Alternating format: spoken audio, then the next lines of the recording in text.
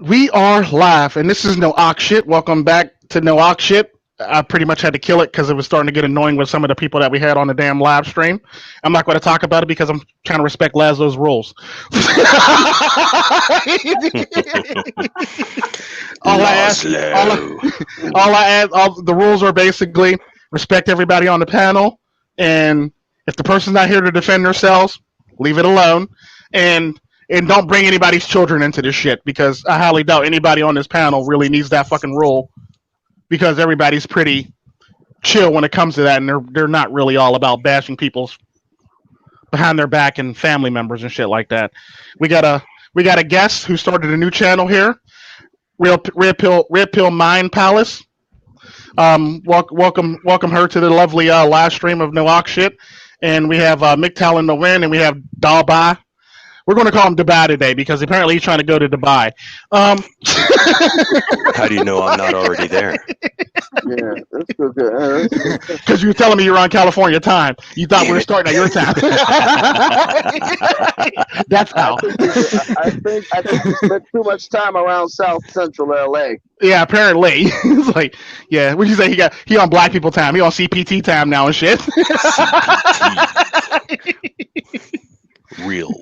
Real talk. Shit.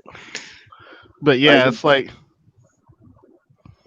But go ahead. The topic's going to be. We're going to rehash a topic from last night's live stream about groupthink, and we're probably going to touch on other things depending on how fast this goes. So we'll probably talk about groupthink. We're going to talk about groupthink, then we're going to turn around and talk about like just the landscape of any type of current events that basically come to mind basically during this live stream. So this is going to be like a free flow after the shit. This is going to be a free flow after we talk about the main topic, basically. So whatever's bothering somebody or whatever somebody read in the newspaper or see it on TV or any story that came up, we're going to talk about it for the most part. And if people in the comment sections got anything to say, feel free to drop some shit and ask us about our thoughts on the shit. The lovely topic. But we're going to rehash the topic from last night since MiGTOW and Win wasn't here and he had to go to sleep for work, and we got Red Pill Man Palace, and we got Double I again to basically, since he didn't start it off, and it was just me and Yam that started it off last night, so we got his perspective on shit too. Okay. So go ahead. Do anybody want to start with the whole entire mindset? Groupthink. Hey, look, I look here. It's y'all cat skin, or it's y'all goat the slaughter. I hold the tail and the legs to watch it. Yeah, but you usually make you've been making videos about this lately, so therefore, where's your Come on, man. Put the machete in a fucking glove box. I mean, you should participate in shit. Come on now. Put the machete away, quit grabbing tails, and we just need you to participate now.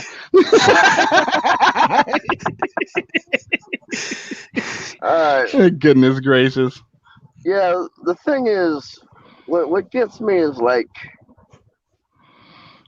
they claim about pushing MiGTOW channels, and they're letting these people get them off of their game.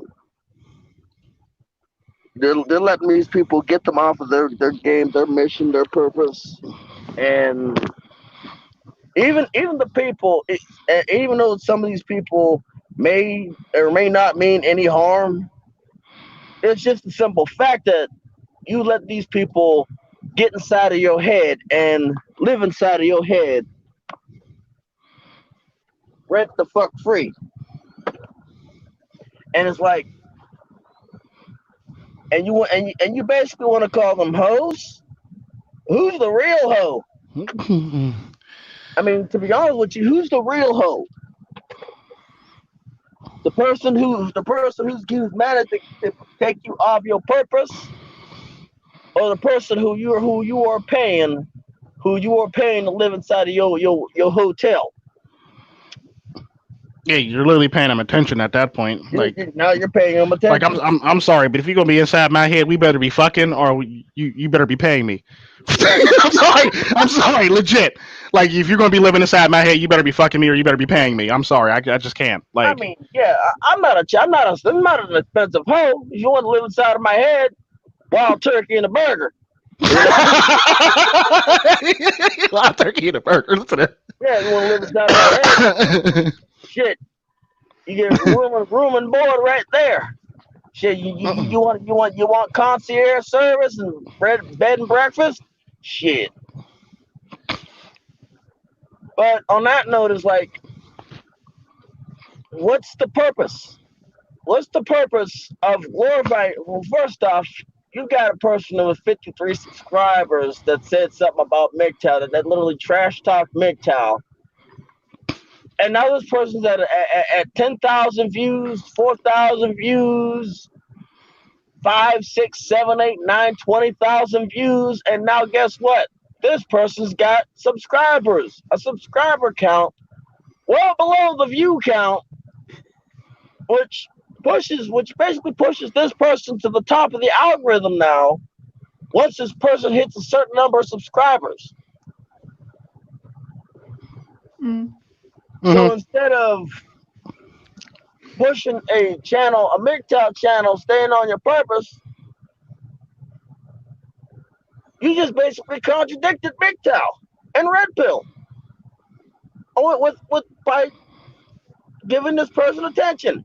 Wait a minute, no cohabitation, no children without a wedlock, no marriage.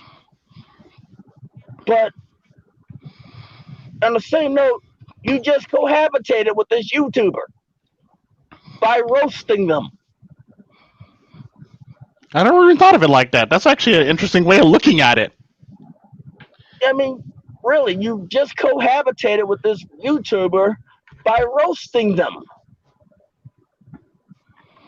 Because you have lifted this YouTuber above my level. I can't touch this person. And to your level. And this person's going to surpass your level. Guess what? This person can now do live streams. And I've been doing this longer than a lot of these other YouTubers. Hell, some of these new channels I've been doing this longer than. Some of these new channels that are against MiGTOW, I've been doing it longer.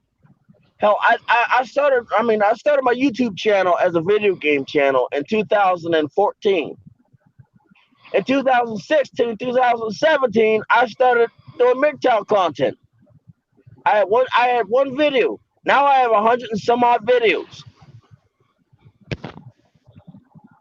Let's do the math here. 2 years. 2 years of MiGTOW content. Freaking 200 and some odd. I don't know the exact number. I don't really pay attention to the number of subscribers because it doesn't mean shit to me because I just do this to help people. Or at least do the best of my ability. Let's see, 2 years, 200 some odd subscribers. So that's 125 subscribers a year for 2 years, right? Give or take, Almost yeah. 2 years. But this person has just opened this here YouTube channel, opened their mouth about MiGTOW, and guess what? Their views soared like a soared bird fucking high.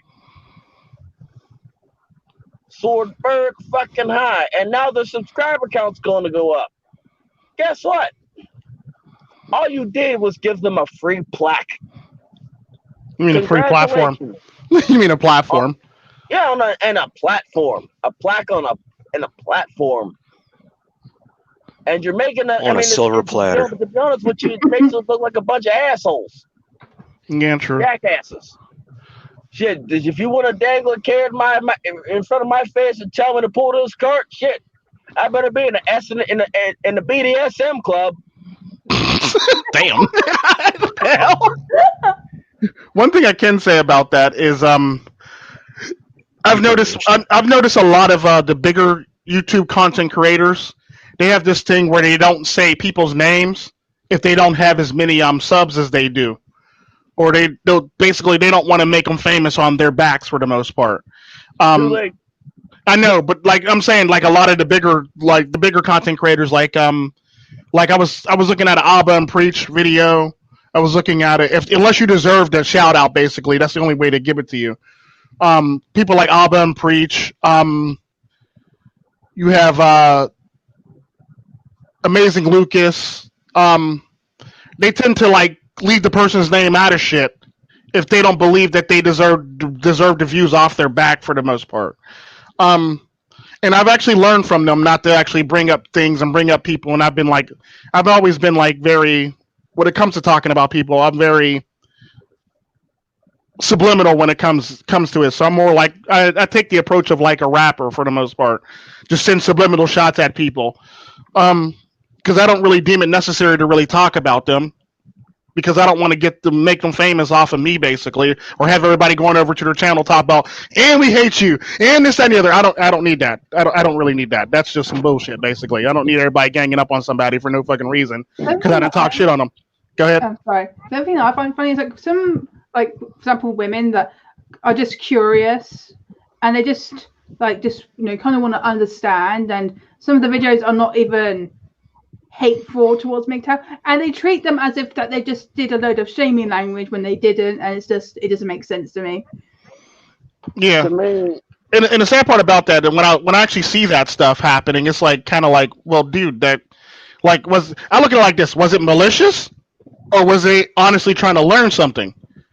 If they're not trying to learn something, then leave them alone.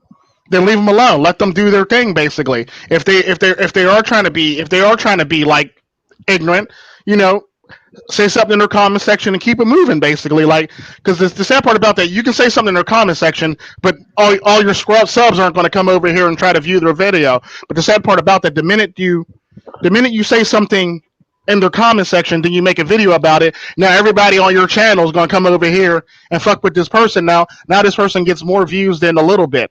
It's kind of like my whole entire views on trolling. Like I don't believe in trolling for the fact that I don't feel like sending my sub count all the way over there to do some stupid shit, basically, to give them views.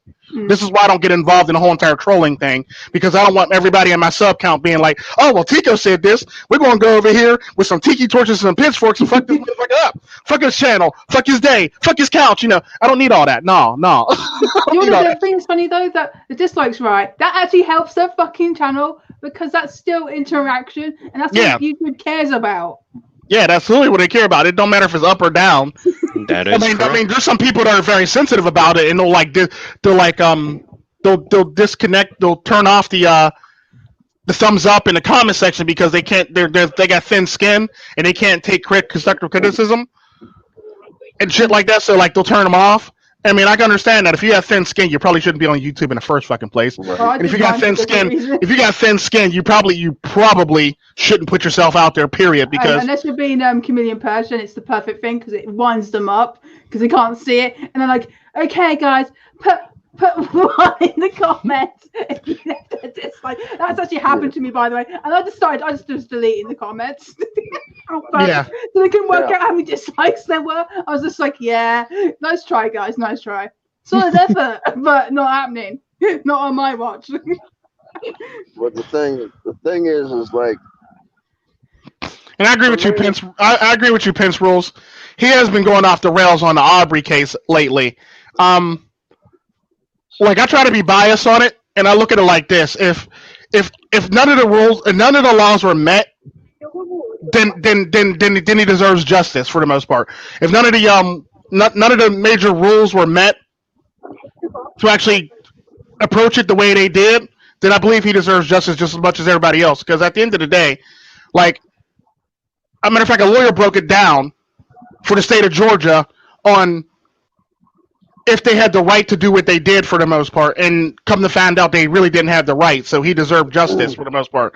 Now, the whole entire, like, I won't get into, like, the specifics on it, but I'll send you a link in Discord about the lawyer who broke it down, and actually broke it down to the point where, like, the guys really didn't have any justification for doing what they did for the most part. But yeah, I agree that he has been going off the rails on that. He goes off the rails on a couple other topics too. So it's nothing new, Pence. It's nothing new. But go ahead, Wayne. Sorry about that. Or who was talking? Yeah, for me, it's like, to be honest with you, for me, it's like, none of this shocks me, the reason it doesn't shock me is because it's what I'm used to it. You know, Yeah. I become used to it. I become desensitized to it, and it's like, first off, I know this for a fact that we wouldn't bust it. Many of us, if it came down to it, we wouldn't bust a grape in a food fight. You know, we wouldn't bust a grape in a food fight. You know, my culture, especially now, people my age and younger. It's one of the reasons why I don't feel that I should stay in the country, because I can't. I mean, I'm in the National Guard. I can't defend anybody that won't help themselves. You know, it turns into help me defend you. You know, it's like if I see one party able, like literally standing up for something, and I see another party standing up for something, even if it's wrong, I will fucking back you 100. I'll back them 110%. You know, Mm-hmm. even if it's wrong. But if I don't see another party help defending themselves, I'll help the party defend themselves until somebody realizes, hey, there's an action. And I'll try to see if I can meet them on the middle ground. That's the best way to do it, though. But the thing is, if they're gonna sit there and they're gonna sit there and just literally just do nothing, I have no rhyme or reason to try to help you out. It's like, True. What's the point? Why am I going to do this? True. And the sad part about that is what I've noticed about stuff like that, especially what Pence just said, it seemed like a citizen's arrest going wrong. And the sad part about that is when you actually look at all the evidence when it comes to like Georgia's ruling on what a citizen arrest is, those two guys really didn't have the authority or the right to do what they did for the most part. Oh, Psychesoap, I sent you one, Psychesoap. Do you want it in Discord, or I sent it to your cell phone? Do you want it in Discord? I'll send it in Discord. But yeah, it's one of those things where like you it's one of those things where like when you look at the case from a law standpoint, like law by law or just by law, not by like morality, they didn't really have the right to do what they did for the most part. They didn't witness it, and they weren't there when the crime actually took place and shit like that. Basically, like I was saying, the lawyer basically broke it down, and the lawyer broke it down on YouTube. The YouTube lawyer actually broke it down so they can actually And the sad part about that, the thing that bothers me is nobody's actually paying attention to the law, and everybody wants to run off at what they think is right or what they think is. Feelings matter more than facts. Yeah, feelings matter more than facts. And go outside and feel. Pretty much. Yeah, and it's sad. Like, it's really sad. What do you think about that, Double I? Now that we're on a topic. Double I, seriously? I am sorry. I wandered there for a second. I was on two separate topics. I'm being spoken with by multiple people at the same time. Gotcha. Okay. Yeah, we're talking about the whole entire the thing about like literally we're talking about like groupthink, and we're talking about like everybody. Well, this actually falls under groupthink because everybody believes that somebody's right and everybody believes that somebody's wrong for the most part, and everybody's jumping on one side or the other for the most part. Oh, so then how it ties into the topic that I was talking about that nobody's really. Oh, okay. There's Psychesoap. Psychesoap in the house. What's Judge up, Roney. Judge Roney. Judge Roney. He's a sick individual. Depending on which group you're in, right? So, a louder group is going to maintain their right over somebody else's. And that's not how logic works, right? So let's pick two different groups. Which groups would you guys closest relate to this topic in this particular case? I don't relate to both. I don't relate to either group. I would just want the law to be the law and people to follow the law and understand the freaking law instead of going off of feelings. Well, that's just it. That's logic, right? So the group that does not feel that way, which would be the ones that say, oh, you got to bend the law in this way because it doesn't really say this way. We're reading the law this way because it doesn't really mean this. So essentially, there's a hardliners, or the ones that say, okay, this is a law. It's black and white. They're the gray liners that are in the middle that say, okay, we understand this is a law. This is black and white, but there are some exceptions here, and these exceptions are outlined here to meet the modern times and blah, blah, blah.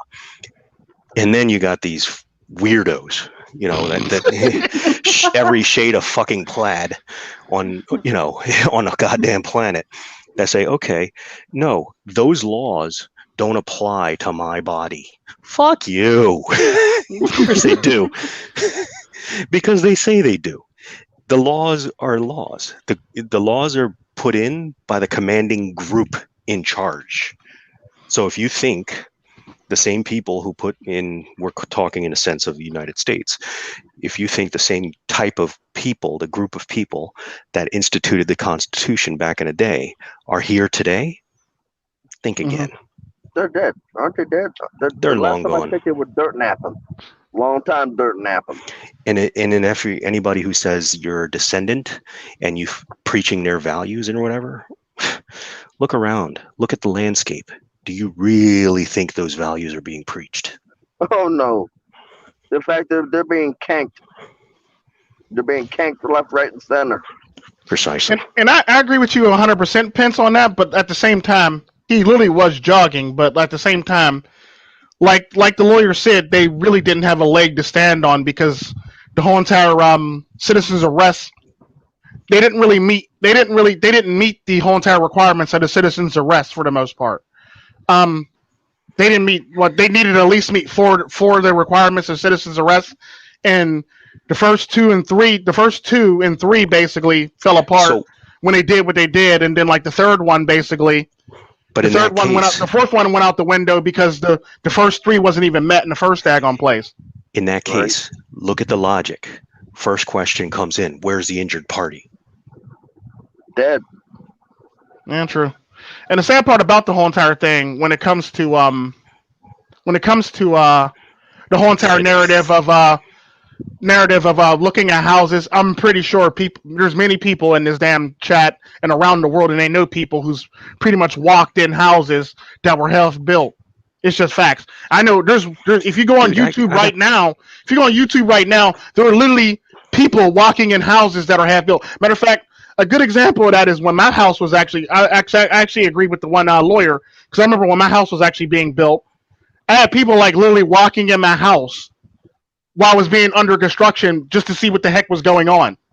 So to use that as a narrative to say that they were stealing, I actually can blame everybody for trespassing that walked in my house when it was being built. That's a normal thing here. That's a normal behavior for people to do. Yeah, like people do that shit on a regular basis in the States. Like, dude, they're always walking in some house when it's under construction. Whenever there's that bothered me when I seen that. Whenever there's a housing complex or a building association or something that's happening around here, there's joggers, there's walkers, there's dog walkers, all sorts of people going in and out of those construction houses and everything like that. As a matter of fact, I've taken pictures because the views are goddamn immaculate. What am I talking about? Fucking $5 million houses right around a goddamn block. All I got to do is walk in, take a few pictures of the view and walk out. Nobody harmed. No harm, no foul, right? But these people see this guy coming out of a goddamn house, and automatically he's the robber, right? Apparently. No. And the sad part about that is, like, I get what you're saying, Pence. I get what you're saying, but at the end of the day, they didn't where's the have injured party? The person who listen owned to the house. Question. Hold on, Tico. Where's the injured party? Right. So we can't make up law. Yeah, we can't make up laws as we go along. If we really wanted to. If he goes into this house, construction, right? The front door is wide fucking open. There's no barriers to keep him out. There's no signs to say keep out. Where's the injured party? What did this guy do wrong that resulted in terminating his life? You know, the sad part about that, the owner of the house literally said there was nothing missing. Correct. The owner of the house said there was nothing missing. The guy was just looking to see how construction is being done. Whatever. Maybe he wanted to go into construction. Well, the sad part about that is, like, even on the cameras, the owner of the house said there was nothing missing. So there was no tools missing and there was no copper pipes missing. I get what you're saying, Pence, but not everybody's a criminal.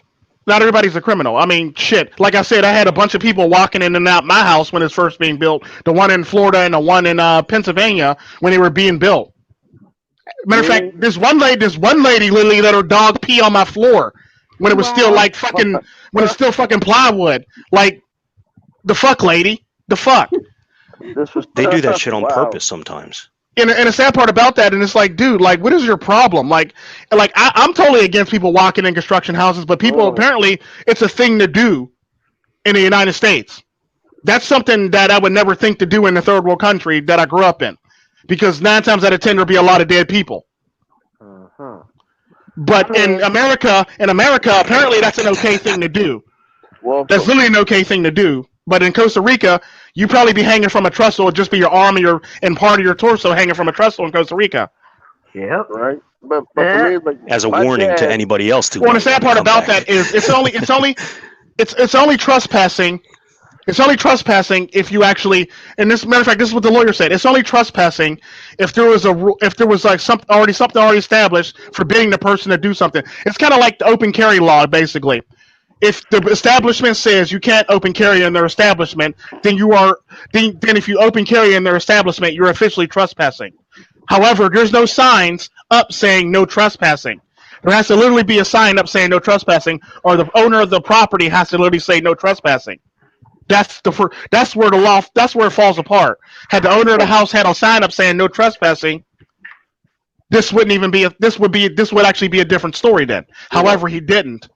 My dad. Therefore, it made it okay because and the irony to it is he wasn't the only one that went into that house. Multiple other people walked into that house too, from around the neighborhood. So I mean, we only got footage of him, but like the only one who was followed.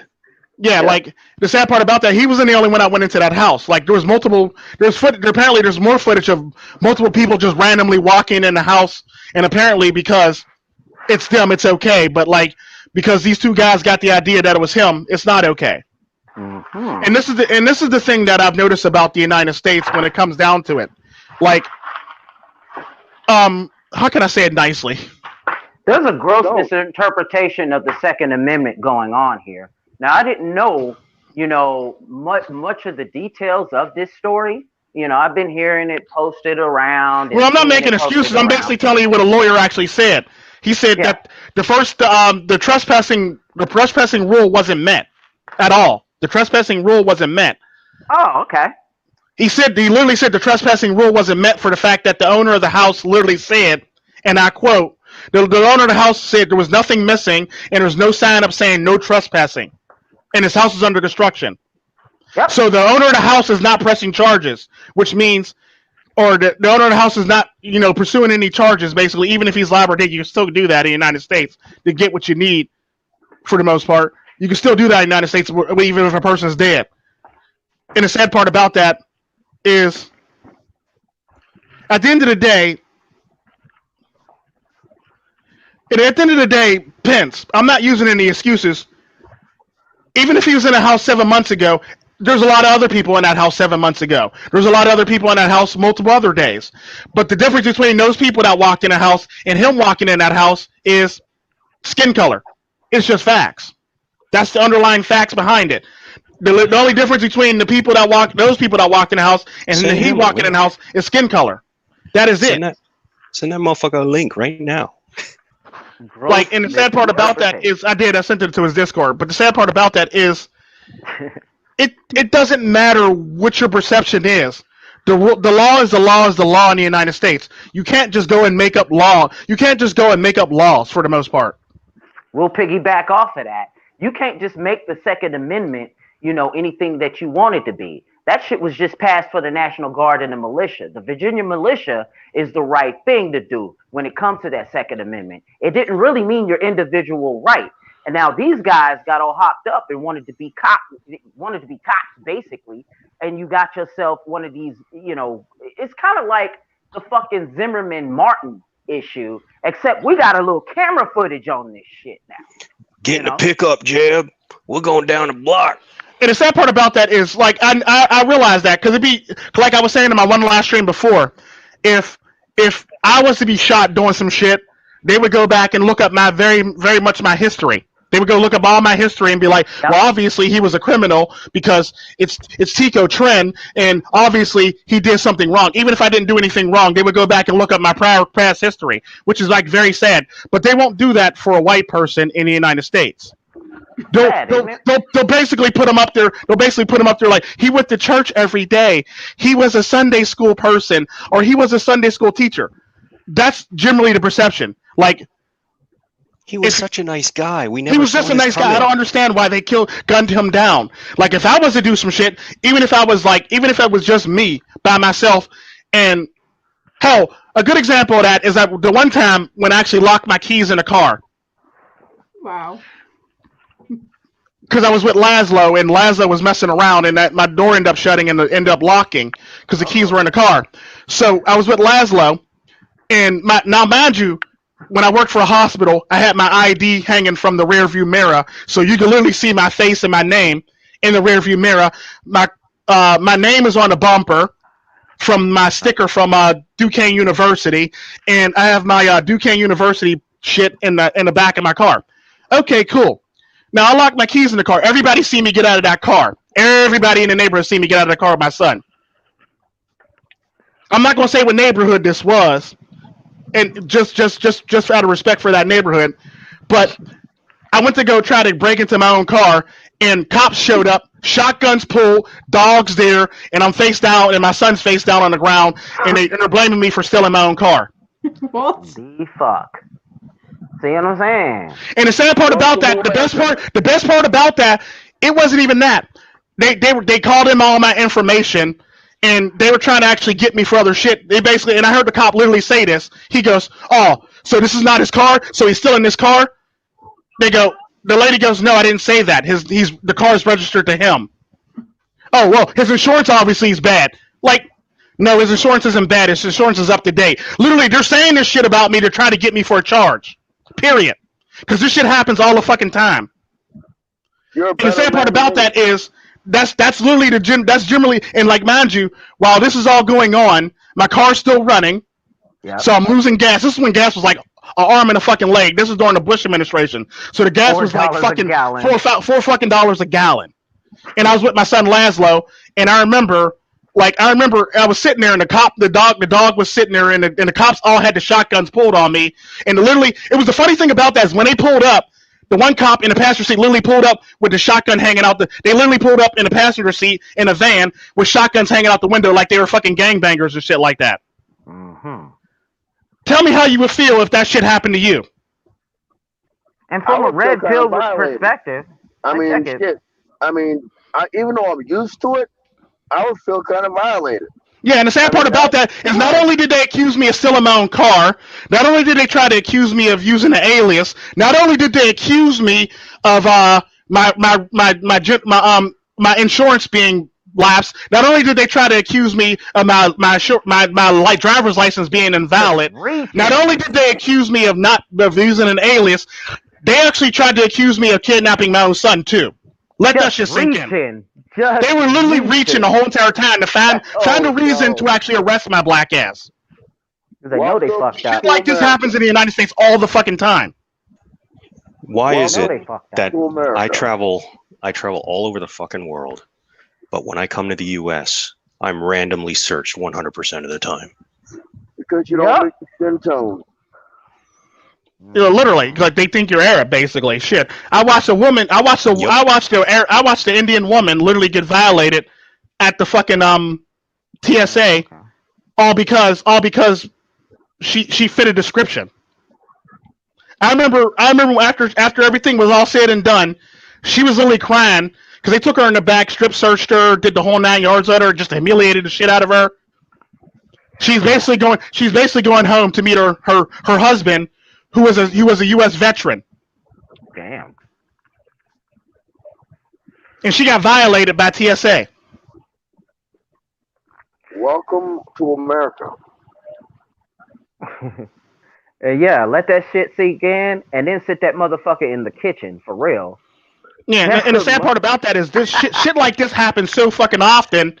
Yeah. We always overlook this shit. I don't even talk about half this shit that happens to me. Hell, I remember one of the major videos on my channel when I first started my channel was when I was married. I was married to Mina, and her car needed inspections and emissions.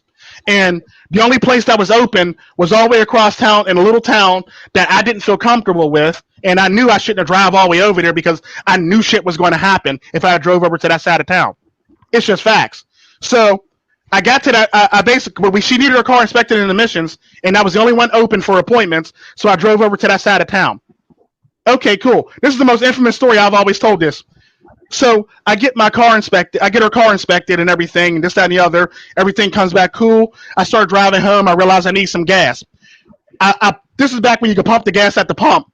You pump the gas, you walk in, and you pay at the register basically. So I pump my gas, and then I walk in the door, and to the right is literally the register, and if you go further forward, then you go to like the store section. So I went in and banged the immediate right towards the register. The person at the store literally came. The person at the store literally came out from behind the fucking store and asked me, "Can he search me?"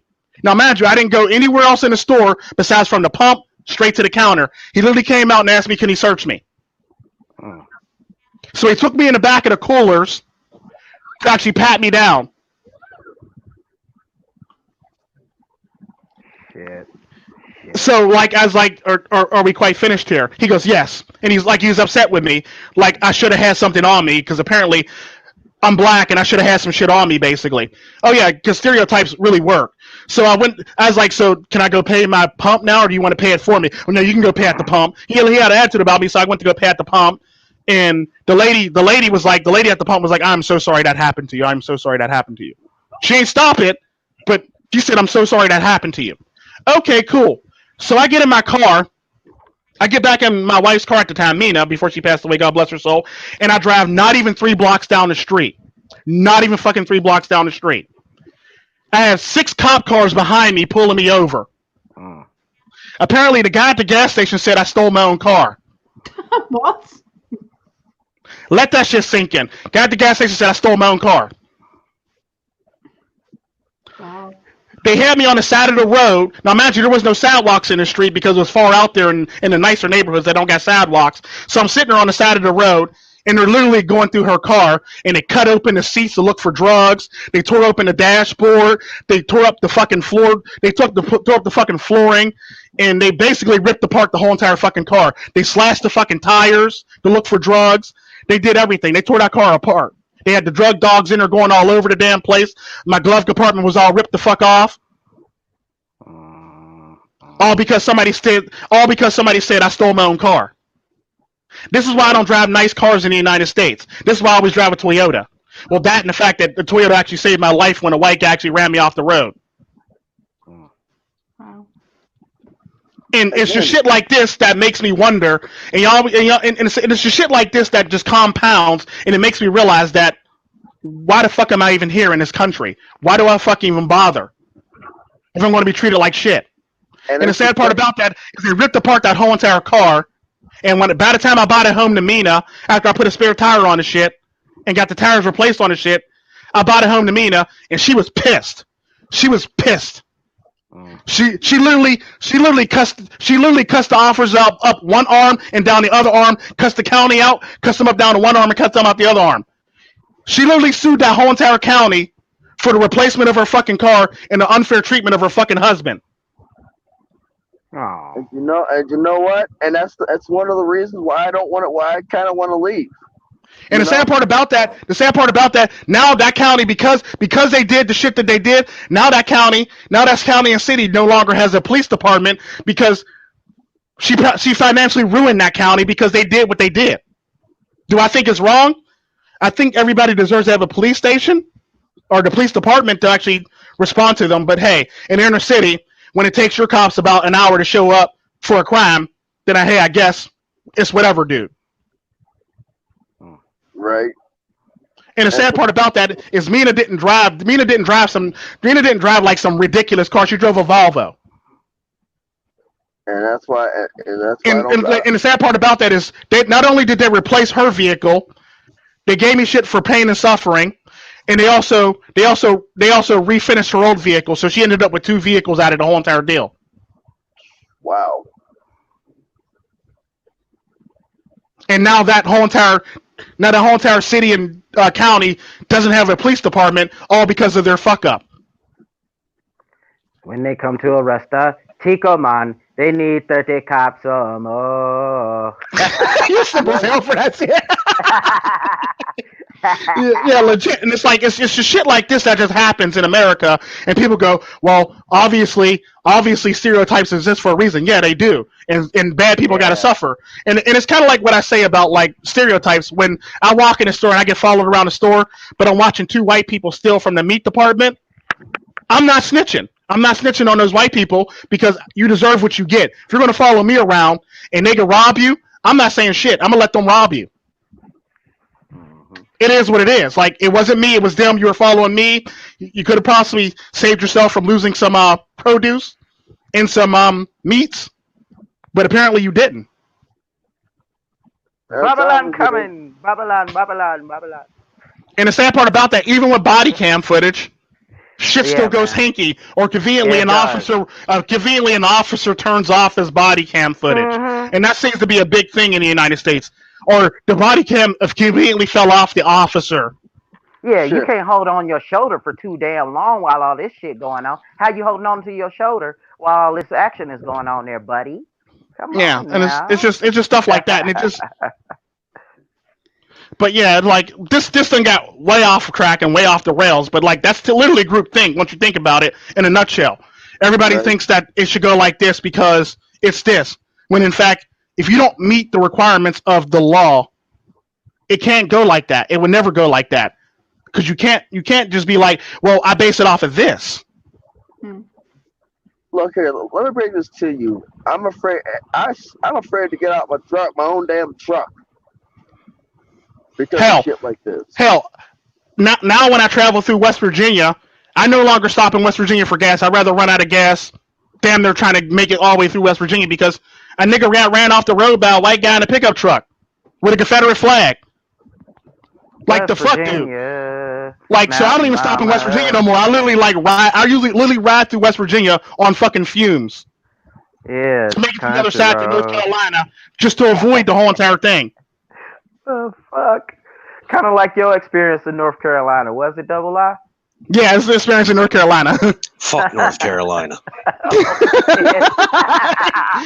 We have the Tico Tren channel. We love and adore North Carolina. North Carolina. Yeah. And we do not endorse the views and sites the views and the beliefs of Double I on this channel. Look, we love North Carolina. We go to church there all the time, and we love North Carolina. Go Tar Heel. We're on I-40 in Tennessee. A couple months ago, like before the start of the new year, there was an American flag flying. There were 2 American flags flying along the interstate. After a certain event, I will not name the event. There were 2 huge garrison-sized fucking Confederate flags on both of those flagpoles. Now I got something for guys like this. You know what I'm saying? That do fly the Confederate flag. I mean, Why fly the Confederate flag, knowing good and damn well that they were traitors to the motherfucking 50 Stars and Stripes? No shit. Hey, look, Also, I'm flying a flag that was defeated. Defeated. Right. And you know what? Yeah, United States celebrates defeatists, basically. Right. You know what I'm That's saying? right. That part, anyway. You know what? A good example of that is Paul Revere. He didn't make it that far, but we still sing a song about his goofy ass. He got arrested, but we still sing a song about his goofy ass. And the sad part about that, there was multiple people a part of that Midnight Rad, but he gets the most credit for the shit. His partner in crime that rode with him got away. Ishmael Bissell rode the furthest. There was a couple ladies, there was 2 black people, and there was other white people that actually made the ride too. But Paul Revere is the most popular one, and he didn't make it that far. It was a pretty good song off that Beastie Boys album, for real. Yeah, literally. Like, he didn't make it that fucking far, but we're celebrating him. Like, what? I know. Crazy, isn't it? But the answer, Let's give Pence them a rules. participation prize. Let's give everybody a participation. Yeah, literally, they prize. were giving out participation trophies before participation trophies were even a thing. But what Pence basically said, here's a controversial question for you, Tico. What is the most effective way of changing stereotypes? You can't. You really can't. It's too late. Everybody's already been brainwashed. Everybody's already been brainwashed into the shit, basically. Let me answer this one. The most effective way. All right, you first, and then I'm going to finish it off. Go ahead. And then we're not going to say leave, because that's not an effective way. That basically is nothing more than a way to actually give everybody the carte blanche to say, obviously, they are because they're leaving or something like that, or they're not willing to fight for their rights. What else decision do I have? I'm don't. Well, I'm going to tell you. I'm gonna let everybody else answer that one because I don't really believe there's a way to actually change it. It would actually take like years and decades to actually change the perception of what everybody's been taught and how everybody's been brought up for the most part. Stereotype. Here's a stereotype. Go ahead. Here's a stereotype you're going to be able to change yourself, right? Perception of this stereotype. There's a stereotype of this perception, and that is you have any sort of control in changing any stereotypes. Don't you realize that stereotypes are a part of the indoctrination? So what makes you think these stereotypes are not bleeded in to, society through memes or whatever and perpetuated in that manner? We know bots do it all the time. Okay, so that's to answer that question that you asked, Pence. Second thing is you got the goddamn link. Get on here and argue your statement. Come on. And the sad part about that, it's not even about arresting because I believe in freedom of speech no matter what. Mm-hmm. Like I believe in despite the fact that like I said I went to a what's his name? What the hell is that KKK ex-KKK John? David Jim? Dukes, yeah. I literally went to a book signing of his. And I sat there and I actually bought the package. For real? Yeah, I went to David Duke's book signing.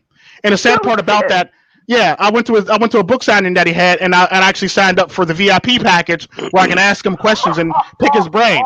Because that's literally the type of person I am. I want to know what made you think this way, basically. And the sad part about that is he signed my money will gain you access anywhere.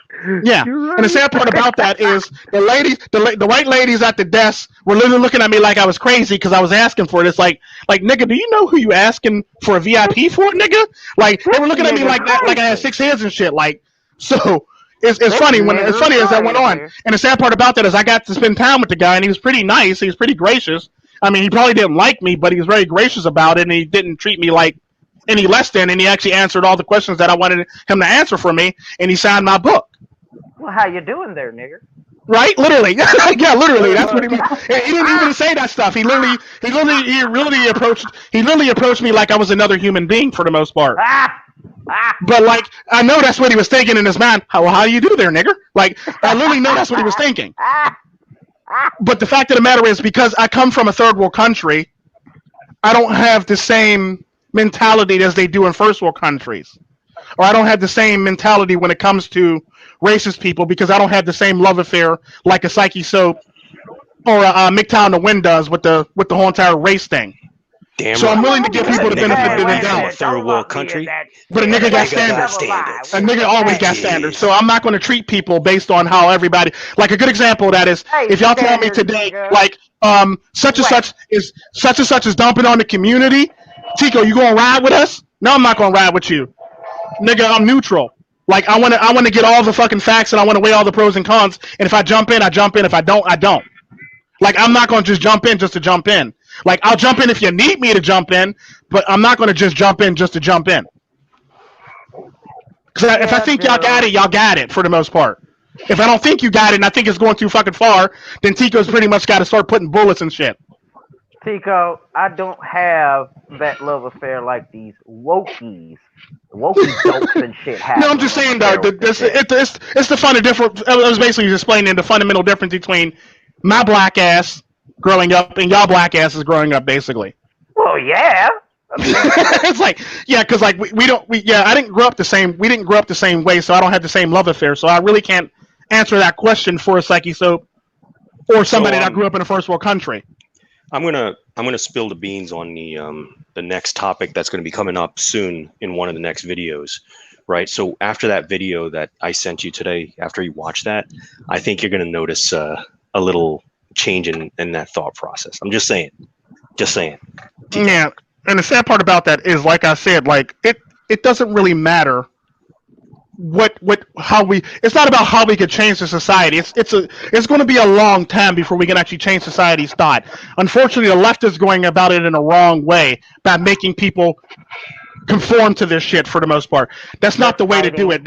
You're going to basically make more people more resentful and hate you even more, and then hate everybody else more on top of that because you're forcing it down their throats. So the left is going about it in the wrong way. I will say that in a heartbeat. They're fighting the same war. The sad part about it is they're not really fighting the same war. They're virtue signaling the same war. They're not really fighting. They're making it worse. They're not really fighting either. Yeah, you're right. They're not really. They're making it worse. And the sad part about that is a good example of stereotypes. The control. A perfectly good example of stereotypes. Now, mind you, I'm Afro-Latino. I'm not African American. When I first started working at this lab, apparently something not Afro anything. And the sad part about that is. Yeah, I'm doing it just for this preference, for the story. Now, when I started working at this lab, apparently one of the machines had went down, and then like the server went down, so nothing was linking up with the lab. So like we had to do stuff manually. Okay, so that means we have to stay longer, and now we got to do shit manually. Okay, cool. So the supervisors all come in to deal with this shit, and the lab director decides that it'd be a great idea to buy a chicken. The fuck? I don't know what the fuck his thought process is on that, but he bought chicken for the lab basically, and some other fixings and shit like that. Okay, so I get to the back of the kitchen. Now, mind you, I'm the only black person that works that shift. I get to the back.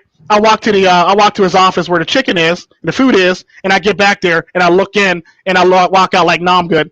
They go, and the white lady goes to me, "Well, Tico, don't you want some chicken?" I go, "I hate chicken. I hate chicken." And they all looked at me like, "What? You hate chicken?" And the one girl goes, "But you're black." Like, I shit you not. They literally said this shit to me. "But you're black." Like, I'm Afro-Latino. I don't like chicken. Like, I don't like chicken at all. And it just and the sad part about that is that made them they literally look like they were lost. They look like freaking deers in a headlight when I said that. Like, I hate chicken. I hate chicken. I handle that shit. Does not compute. Literally, like, does not compute. Does not compute. Look, the color does not add up to the access. I do it in a more humorous sense. I mean, most of the stops that I go is in the South. So I'm the type of asshole to get fried chicken, watermelon, and grape soda just to be a dick. Oh God. We got MiGTOW to win perpetuating the stereotype. And this is why stereotypes don't go away, because you got niggas perpetuating shit. And what's wrong with that? And what is wrong with that? Because you know what? And then walk past an officer and say, "No, don't worry, I pay for this." Thanks. Fucker. Thanks. Do it. Thanks. Like my sarcasm to that is when I walk in somewhere, especially when it's like my favorite is when I was actually talking to this one girl who was actually I went to school with. I didn't date her. We were just talking and we hung out together because we were in the same classes, and she was literally trying to make it because she was struggling and I was struggling in another area. So I helped her in math and she helped me with what's it English lib basically. So what had happened was, like, I went to her house and like her family invited me over for dinner and they made chicken, and I'm sitting there like I don't like that. I don't like chicken at all. And they were even shocked. So this is what if you invite white people over, if you invite black people over, apparently chicken's always on the menu conveniently. Like, I'm gonna need you to cook what you normally cook. If I wasn't coming, you don't have to go extra for me. And Psychesoap fell out. But yeah, like, you really don't have to go extra for me. Like, I'll just eat whatever you normally cook for the most part. You don't have to go extra for me. Right. What's up? I'm sorry I missed you, Holy Blades. What's up? I'm glad to see you in my chats. And Psychesoap fell out again. But yeah, it's just like stereotypes will never go away no matter what. Like, I have a neutral stance for that reason because I'm a very neutral person. Only time I'm gonna take sides is when shit hits the fan. I've always said that.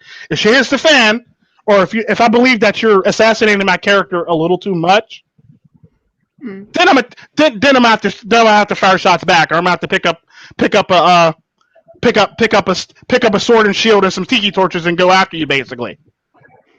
But if I don't feel as though you're a threat to me, then piss off, you little pissant. Right. but Win, I gotta tell you something, brother. Yeah. I love you. I see Sometimes, man. But with these motherfucking stereotypes, you're fucking it up for all of it, man. But at least I don't use the N-word. I don't use the N-word. You know. He's one of the few black people that don't use the N-word. I will have to give him that. This is true. I will have to give him that. I've never But heard I remember the one time he finally used the N-word and he was with me and he was so pissed. I forgot what happened, but it was so egregious that he had to use the N-word. I'm like, yeah. Well, apparently that pissed you off, didn't it? Yeah. He only uses it in a fit of anger. Yeah, like, it was something that really bothered his ass. He said something to the extent of, why are they acting so niggerish? It's like, damn. Yeah. Like that. Word. It was like that. It's like, I hate it when people give so much power to the N-word. I don't give power to it. I know, it's just pointless. I mean, the way I see it is there's arguments for it and against it. Let's just say that. So I look at it like this. If you're going to use the N-word, you're going to use it in your fucking songs, then everybody should be able to use it. If you're going to use it willy-nilly, you're going to use it as we're taking it back for our power to better ourselves, but other people can't use it, there's a problem with that now. Thank you for bringing that up, Tico. Go, Rose. Go, Rose Blades. I'll let him finish first. I use it in a definitive term, you know? I don't use it just willy-nilly. I use it in a definitive term.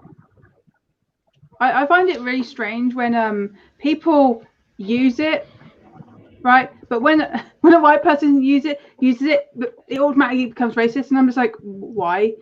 If it's like, for example, the person that said it in, I can't remember when it was, don't really care actually, but they said it, and you could tell by the tone it wasn't meant to be racist or anything like that. There was literally nothing.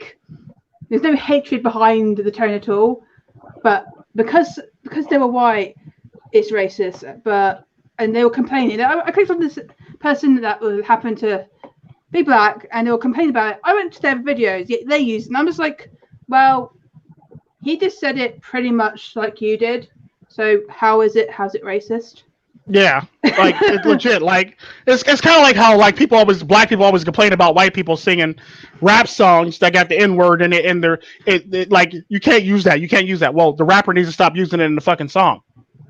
If it wasn't a part of the song, it wouldn't be a part of the lyrics. The person wouldn't have the app to say it. And the sad part about that, what I always tell black people is, just because you tell this white person not to say it now, How do you know they're not singing it in their car when they're not with any black people in the car? Because I've seen many times when motherfuckers roll up at the light singing their favorite Jay-Z song, Jigga, what's my motherfucking name? Nigga, roll with my niggas. Like you see them, you look over at them and they turn down the song and they put down their heads and shit like that. And I sit there shaking my head like, nigga, y'all done already committed. Y'all might as well keep going.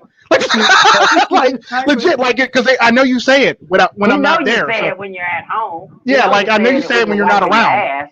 You say it when we're not even here. And man, yelling it at the TV. Rose Glaze is here. Hey, yo, wait. Rose Glaze is here. And the sad part about that is like Pence. Did he just realize us? Yes, I just realized this shit. Yeah, just see. And the sad part about that is he just had an epiphany in the middle of a live stream and shit. And the sad part about that, Pence, if you ever notice any of my videos, I refer to everybody as my niggas, basically. Like I said, I don't care if you're black, white, Chinese, Puerto Rican, Asian, you my nigga. You a Tico's niggas, basically. Remember that movie? You've been great so far. So, remember that movie Ace Ventura, Pet Detective? So You've been okay so far. Pence told you to get with the program, Psyche. I know. You guys remember Pet Detective? I know where I'm at. Ace Ventura? I know where I'm at. How you doing? Ace Ventura. Anybody follow me? Go ahead. Rose, did you go already, or do you want to go again? What? Real time. Finish what you're saying, right? Finish what you're saying, Red Bill. Okay, go ahead. You were saying something? We kind of sort of interrupted. No. Yeah, you goddamn right. Go ahead. No, it's gone. It's gone. It was a train wreck and every thought died. I'm sorry. It was a train wreck and every thought died. I like that. That's a good one. Every thought died. Just to give you a visual, Rose, have you ever seen that movie Ace Ventura, Pet Detective? Yes, a very long time ago. Okay, so you remember, I think it was in that movie, the scene where he was going to be fighting a native for whatever reason, because he just went on their holy sacred land or something like that. And some big, humongous guy comes in with a backpack and he's stuck in it, right? And then inside, it wasn't him that Ace had to fight. It was the crazy thing inside of the backpack, that's Psychesoap. Yeah. He just talked to me. I'm just carrying him. What's up, Jay? Look at the little dog. It's growling at me. What's up, Jay MiGTOW? Beat you. I beat people. No, man. Back to what we was talking about. Back to normal Saturday night for me. So no different really. Right, yeah, but it's just stuff like that. Like it's like for me. Who am I kidding? Y'all remember the Bill Maher example, right? The Bill Maher example, real time of Bill Maher, and he says, "No, I don't do all of that stuff because I'm a house nigga." First, he referred to himself, all right, and then Ice Cube has the nerve to go on the show and tell him that he can't use that word. Look, nigga, you used Ice Cube is a house nigga. You created a fucking career out of the fucking N-word. What was the name of your group again? Niggas with attitude. Yep. Fucking hypocrite much? Yeah. He's the king of that. Yeah. That's what I was trying to bring up. And I'm like, AKA hurry. God. Like, okay, Cali nigga. All the NWA caps on back in the day, motherfuckers. Shit. Man, come on, man. Yeah, smoke weed. It's sad. It's sad, it's like you create this whole entire thing. Everybody wants to enjoy it, but you want to limit certain people from enjoying it 100%. This shit is worldwide. You can't stop it. There's Korean women in Korea saying the N-word. There's Chinese women saying the N-word that listen to rap songs. There's women in fucking Scandinavian countries that rap to these songs and say the N-word. Wu-Tang Clan and nothing the fuck. Yeah. Wu-Tang Clan. And the sad part about that is you got whole entire cultures, subcultures in all these countries where people trying to mimic the cholos and the fucking gangbangers in America, basically, because it's a cool thing. So you can't just Yeah, double I, huh? They look at me look like I done grew a third head. Yeah, you already look like you grew a third head, nigga. Shit. My favorite is the ones that you'll see in public. My favorite is the ones you'll see like the white people in public that's acting gangster, and they look at you and they do the "what's up" to you. They're waiting for you to, they're waiting for you to validate them and shit like that because they look gangster, so they want you to validate their gangsterness, basically. Yeah, that. Yeah, like, dude, just no, go away, dude, go away. And Yam fell out. But yeah, it's just shit like that just blows my mind when. God damn it, Rose Blaze is here. Yeah, I don't care. Well, no, the original N word actually came from the Spanish word negro. When like what happens with a lot of the shit that the Great Britain got a hold of, they misinterpret it, and that's how you basically got nigger basically. They misinterpreted the whole entire word, and that's how you got nigger basically. Tico, I'm mad at you. Yeah, they misinterpreted the word. Like, it's kind of like how they said with it's kind of like with Jamaica. Really, it's kind of like Jamaica when Spain owned Jamaica. When Spain owned Jamaica, it was it wasn't called Ochos Rios. It was called something else. But how Great Britain interpreted it was obviously it's Ochos Rios, and no, there's not 8 rivers in Ochos Rios. There's only 5. So it's all about how Great Britain interpreted the word to actually make it what it is today. Because they used to, because literally, negro started off as Indies, that's literally what this, when Spain started the whole entire thing. That's literally that's how they described the people that they seen. Negro meaning black. Yeah. That it's literally it means black in Spanish for the most part. However, when Great Britain and everybody else got involved in it, Great Britain kind of sort of misinterpreted it, and that's how you got nigger. Yeah, not really people, but property.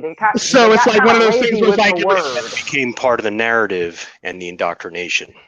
Yeah, they got lazy with the word. They got real lazy with it, and they didn't really try to understand Spain. Well, you also got to take inspiration too. Spain and Great Britain weren't really getting along at the time either.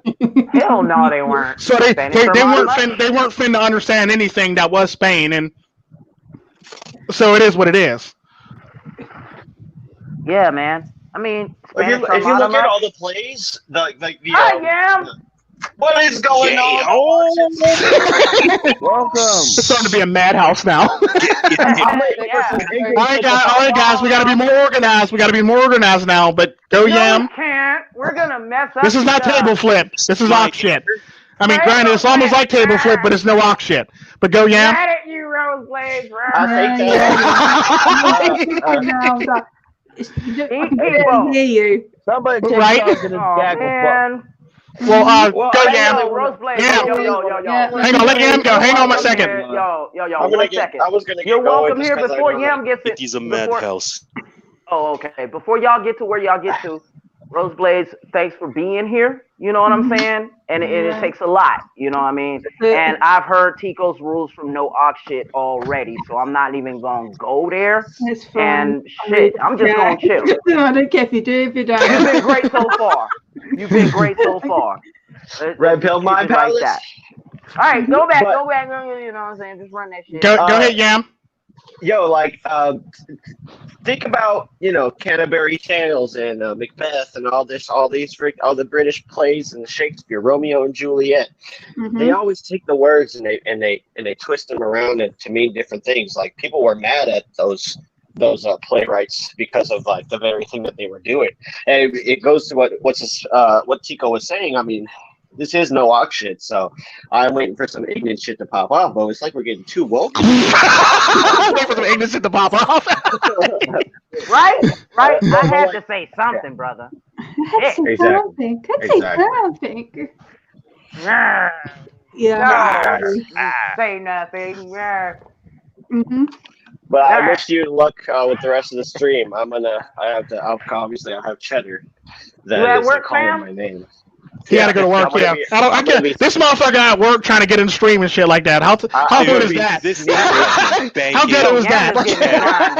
During the Rona. I mean, everyone else is in a motherfucking recession. This guy's banking cheddar. Go ahead. You guys have a good one, man. I'm gonna be sneak listening to you over the in my wireless headset. He's listening to y'all about wireless headsets, so that's bad. I'm gonna give you a quiz later on. Quit talking and subscribe to my channel, Seeker. Oh, shit. Chill much. I don't think Seeker's even in here. But go ahead, Roseblades. You were saying something? No. Trying to say something? Or you were just... Train wreck. Well, every single fort died, and even very ticket guards died too with the fort. He always comes up with some shit. But yeah, it's just one of those things where it's like, this is a society we live in, and it's up to us to actually for it to get better. However, what the left is doing is making it much worse than what it needs to be, and they always try to push the blame off on like the president, or they push the blame off on other people that for saying that, well, you're dividing this country. Well, no, you're the very ones who are dividing this country by the shit that you're trying to force down everybody's throat. Maybe everybody doesn't want to get along the way you want everybody to get along. Let everybody get along the way they need to get along, or the way they feel is appropriate for them to actually get along. What the left is doing is some total bullshit, basically. Right. You ain't finna push no bullshit down somebody's throat and not get pushback or lash out. People have people lashing out at you, basically. So this whole entire way that the left is going about it is completely wrong, and that's coming from a nigga who happens to be Latino. So I'm a double fucking minority. You have all the victim points. Yeah, I know, right? So you're doing it totally wrong. You're literally doing it wrong. You got a couple of victim points too, Rose. Shit. Yeah, true.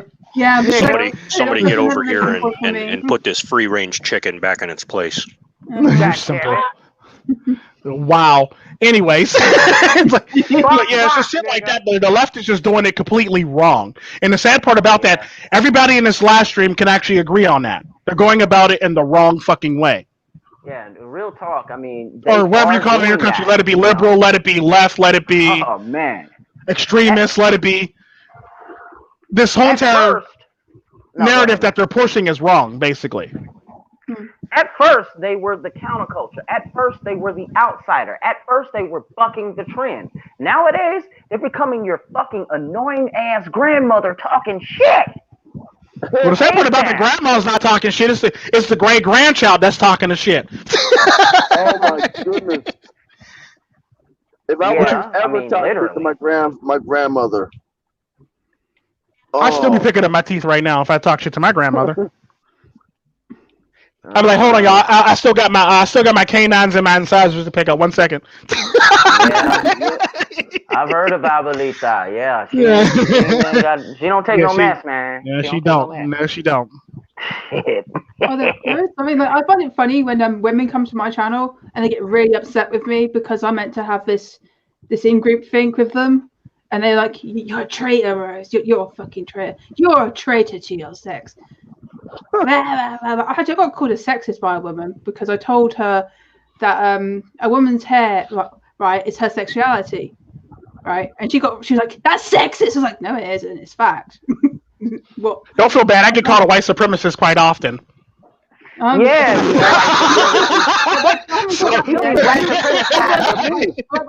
they do kind of like say that shit, I go, "Well, I'm currently at present, I'm being oppressed by the sun. I don't fucking tan. Fuck you." Right? I fucking burn. I go from a lobster, and even when like it does heal, right? I go basically an off milker, and even my own father says that I'm probably gonna have to marry a milkman because he's the only fucker that's gonna be used to the color of my skin. Because I don't tan. What the living fuck was that? Yeah, and the sad part about that is like, that sucks.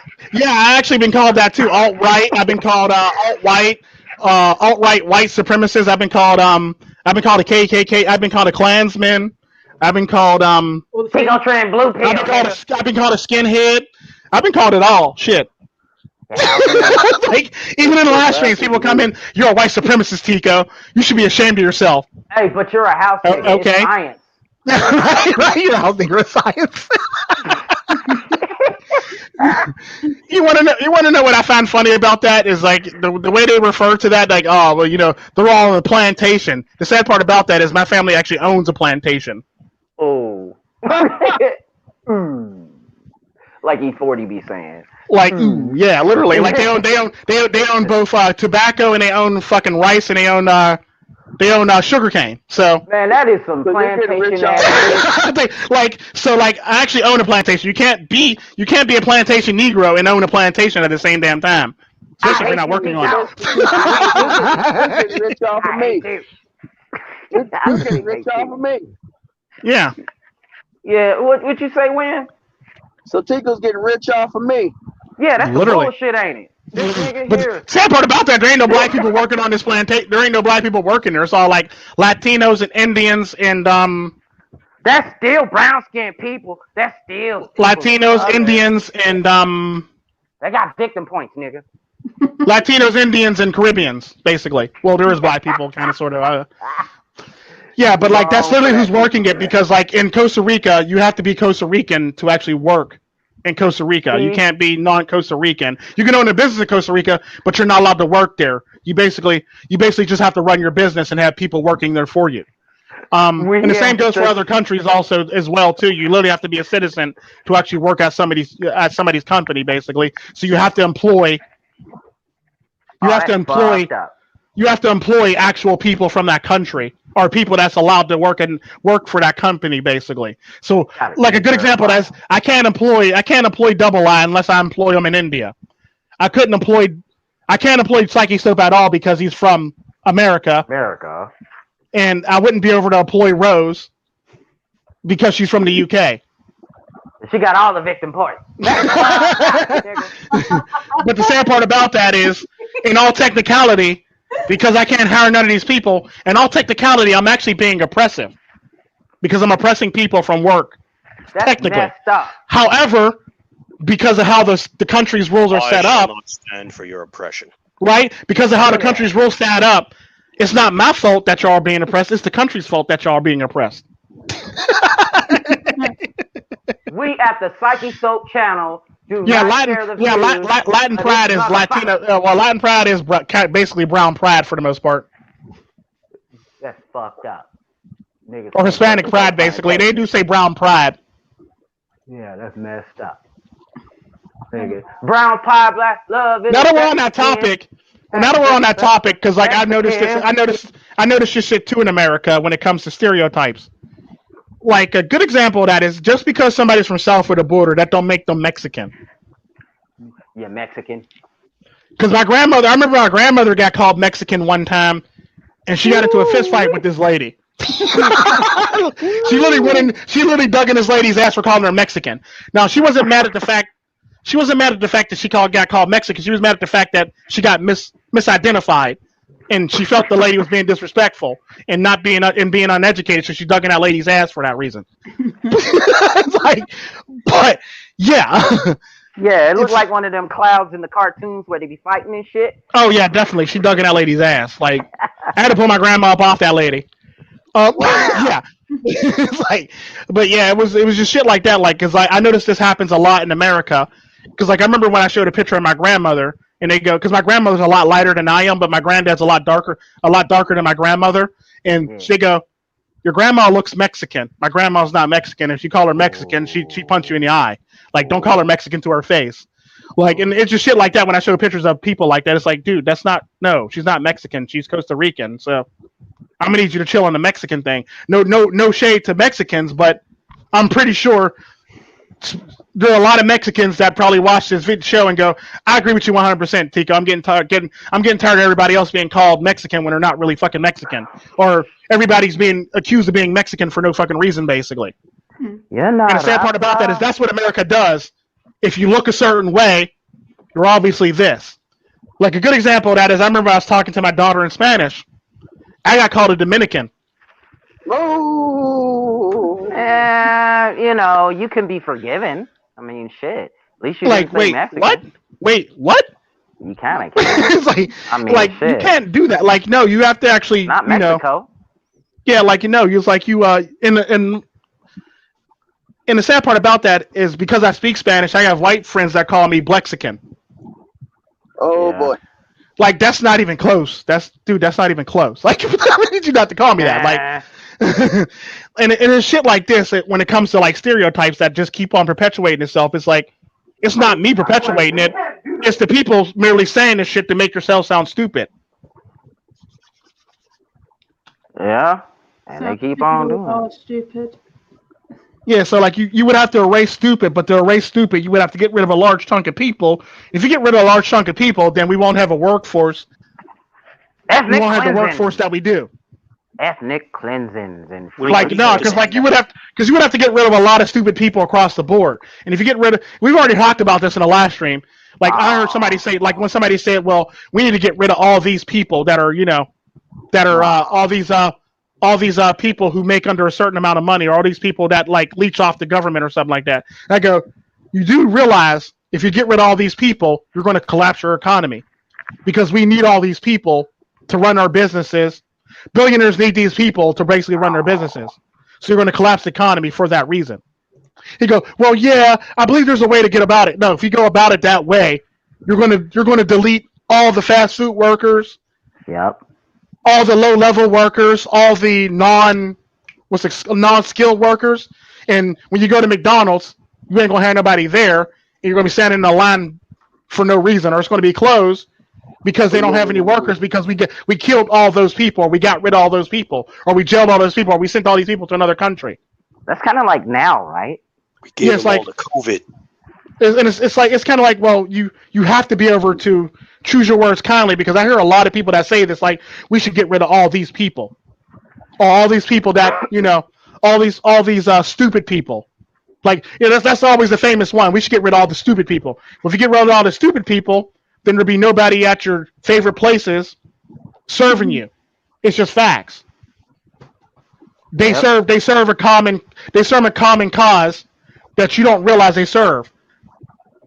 Like, you may call them stupid, but they're your McDonald's workers, and you love McDonald's, and you don't want to have to give that up, do you? Or, they're your gas station attendant, they're your waitresses, they're your, hell, for men that like going to strip clubs, they're your strippers. I mean, so like, if you get rid of all the non-educated people, you're not going to have anybody else to run your economy. You'll have all the billionaires scrambling to find people to fill all those people, all those places. Because a billionaire can't be a billionaire without all these people working. Yep. A company can't be a $1 billion company if they don't have employees to work it to make sure they continuously be a $1 billion company. They're going to be a closed company. Oh, I saw a puppy. I got distracted. Oh. Yeah, that's fine. That puppy's name is Karen. Respect his life choices. Yeah, that's the Karen cut. Karen cut. Karen cut. Karen. Karen. All right, buddy. Let's see what he's getting ready to get into. What you getting ready to get into, Milo? Oh. Probably something you ain't supposed to. No. Bad puppy. Oh. And the sad part about that is, now that we're on that topic, since Pence brought it up, everybody talks about the wages and shit like that. And the sad part about that is, the only reason why wages are the way they are and they suck the way they do, and I hate to say this in this live stream because we have a female in here. We let women in the workforce. Shut up, you stupid twat. I knew she's gonna say that, you stupid twat. We let twats in the workforce. By letting women in the workforce, that basically devalued labor. Thank you. Now we gotta have dual income housing and shit. Fuck and it's basically the reason why. It's the reason why we're always complaining about raising the wage, raising minimum wage and shit like that. Is because at the end of the day, you also have to take consideration too. At the time when they actually let women in, there were nobody working because all the men were over there fighting a war that we probably didn't really have no business being in, because we probably could have been some separatists and some decided to be independent and not get involved in the shit. But the sad fact of the matter is, women had to get involved in the workforce. And the sad part about that, companies realize by letting women in the workforce that they don't have to do competitive wages anymore. So therefore they can pay any fucking thing they want, because they got a lot of unskilled labor in the workforce, and wages stay stagnant from then on for the most part. So therefore, it'd be no different if if I had a U.S. company and I employed Mexicans. It's literally the same fucking thing. Like, I could pay them any fucking thing I want and get away with it because labor's abundance. What do you think has been happening in the territories of different nations? I'm not going to bring up any specific nations, but just saying. Yeah, that's basically what happens. The same damn thing. This is the reason why wages stay stagnant, because big ass companies realize they can actually increase their bottom line by paying people a minimum or not paying people at all. And if those of you think that, you know, this territory and minimum wage and all that collection and getting things done this way is a thing of the past, open your eyes, because all these independent territories, so you think, are not really independent. They're still owned, as you are, you free-range chickens. Thank you. And the sad part about that is, like, it's not even the fault of women. It's basically the fault of businesses. Like, businesses capitalize on this on a regular basis. Literally, like, migrants are now the new women for the most part in the workforce. This is why they can pay you so little and not give two shits about you, because they can always replace you with a migrant worker for the most part. It went from men working in the workforce and having competitive wages to allowing women to work, and businesses realizing, you know what? We don't have to do competitive wages because we can replace all these men with women for cheaper. Yeah, Rosie Riveter. Yeah, you did it. Shut your mouth. And it's a big clusterfuck basically because of it. And now with the economy now is like, when I go into Jack in the Box in California, motherfuckers don't even speak English.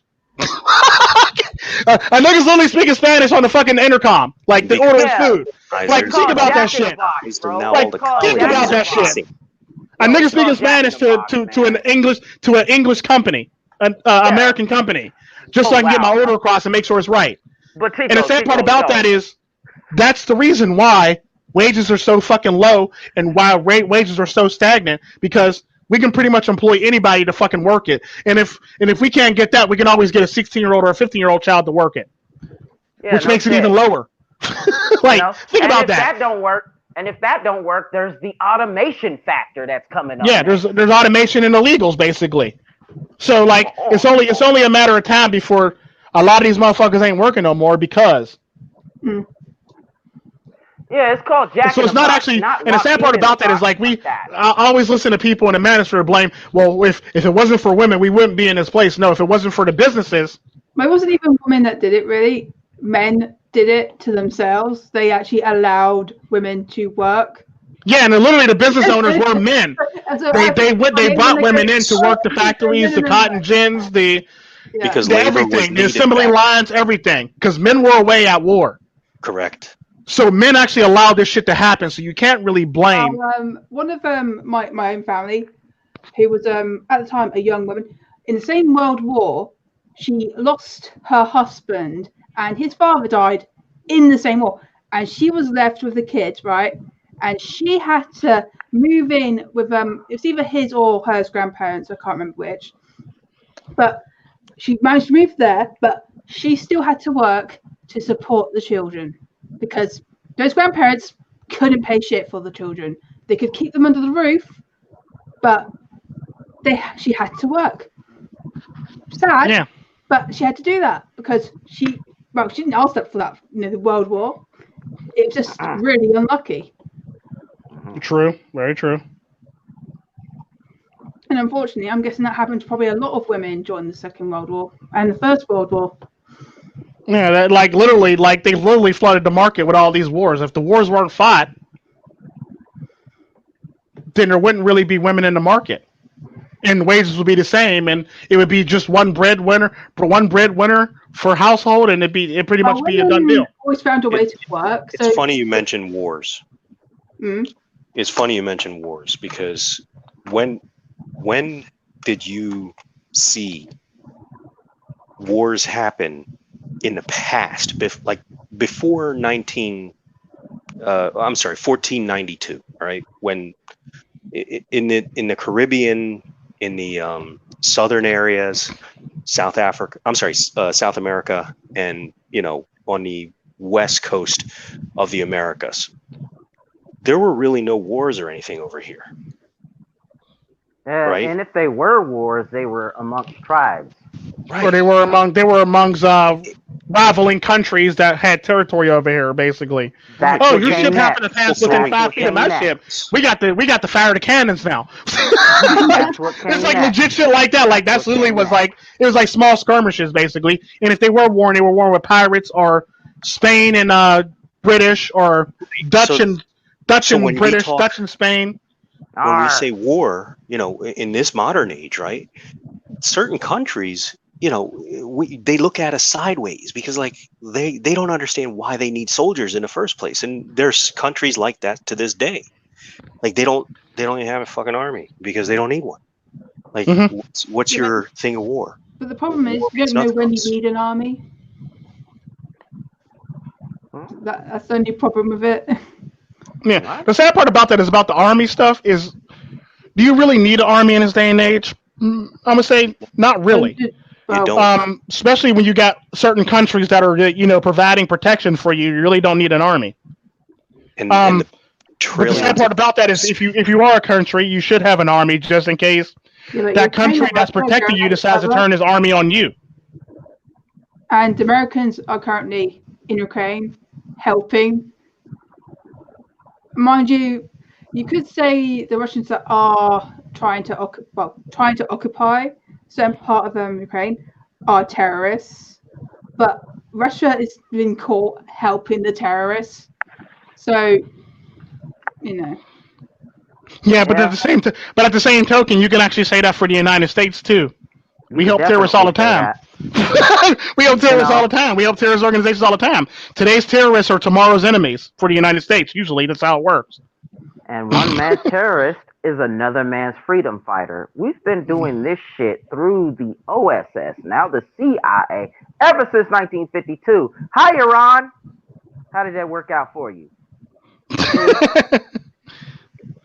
Yeah, the sad part about that is like a lot of countries engage in this shit, and like Pence said, the top 10 or 20% of men did it because they know more actions. They basically know that they can get more money out of the damn thing and more cash money. That's why they send what they call the economic hitman to your country first. Oh, you won't trade with us? We'll go to war with you. Oh, look at that! A bank popped up. How about them apples? How you like that bank? That central bank right there. That's a lovely central bank, isn't it? Yeah. That's typically how it works. We'll finance your rebuilding. All right. We'll finance all this shit, but you want to owe us. It's kind of like Jamaica now. Jamaica owes Great Britain for its freedom, but they're really not free because Great Britain technically still owns them. And they're still in debt to Great Britain. And the sad part about that, they're like, here's some money. We don't really care. Here's some more money. Yeah, literally, they just throw money at them basically. And the sad part about that is the interest rate on Jamaica is so fucking high, they'll never be able to pay it off. And before everybody goes, what about tourism, Tico? Great Britain owns their tourism. Yeah. Great Britain owns their tourism. Matter of fact, Great Britain owns the Jamaican army. Because the Jamaican army is actually ran by the deputy general, which is actually which is actually a part of the British Parliament. And the only time that the Jamaican army gets involved in anything is if like a criminal organization goes awry basically, and it shuts down travel to Jamaica for the most part. So whenever that happens, like if Jamaica Air can't fly and Sandals can't get their money, Jamaican army gets rolled out. I got a fun fact for you. I just learned this fun fact today, watching that video that I sent you, by the way. Sorry to keep bringing it up, but do you know why? I'm sorry. Did you know Jamaica's army has never killed or engaged with anyone other than Jamaicans? Yeah, I said that already. Yeah, that's what I said. Basically, like the only time the Jamaican army actually comes out is if like their tourism or Yes, yeah, but tourism is affected basically. But it's usually inward facing. It's never ever exterior facing. It's always interior basically because that's what they're meant to do. That's what their job is basically to protect. How are you basically to protect?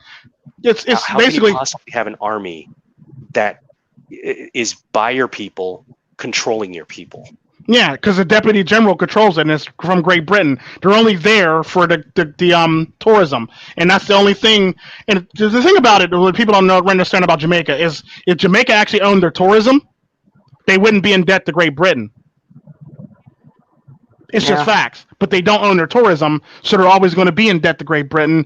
And Jamaica's had to leverage a lot of shit and cut costs on a lot of shit, and this is why Jamaica is the way it is now because of that. Hell, Jamaica would be a country, a flourishing country. That's right.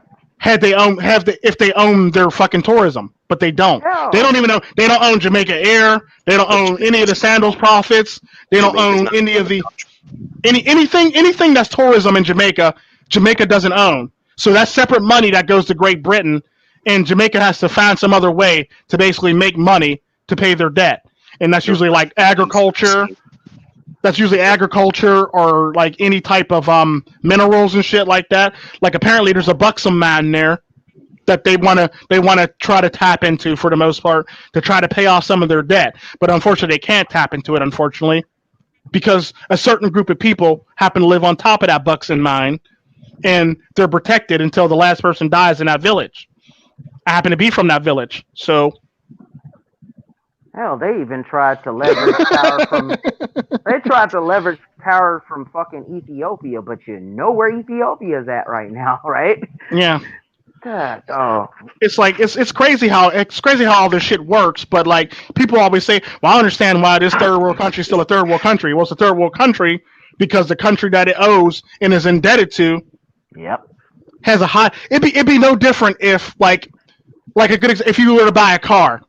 If you were to buy a $20,000 car, okay, cool, but your interest rate is going to be 120%, or 150%.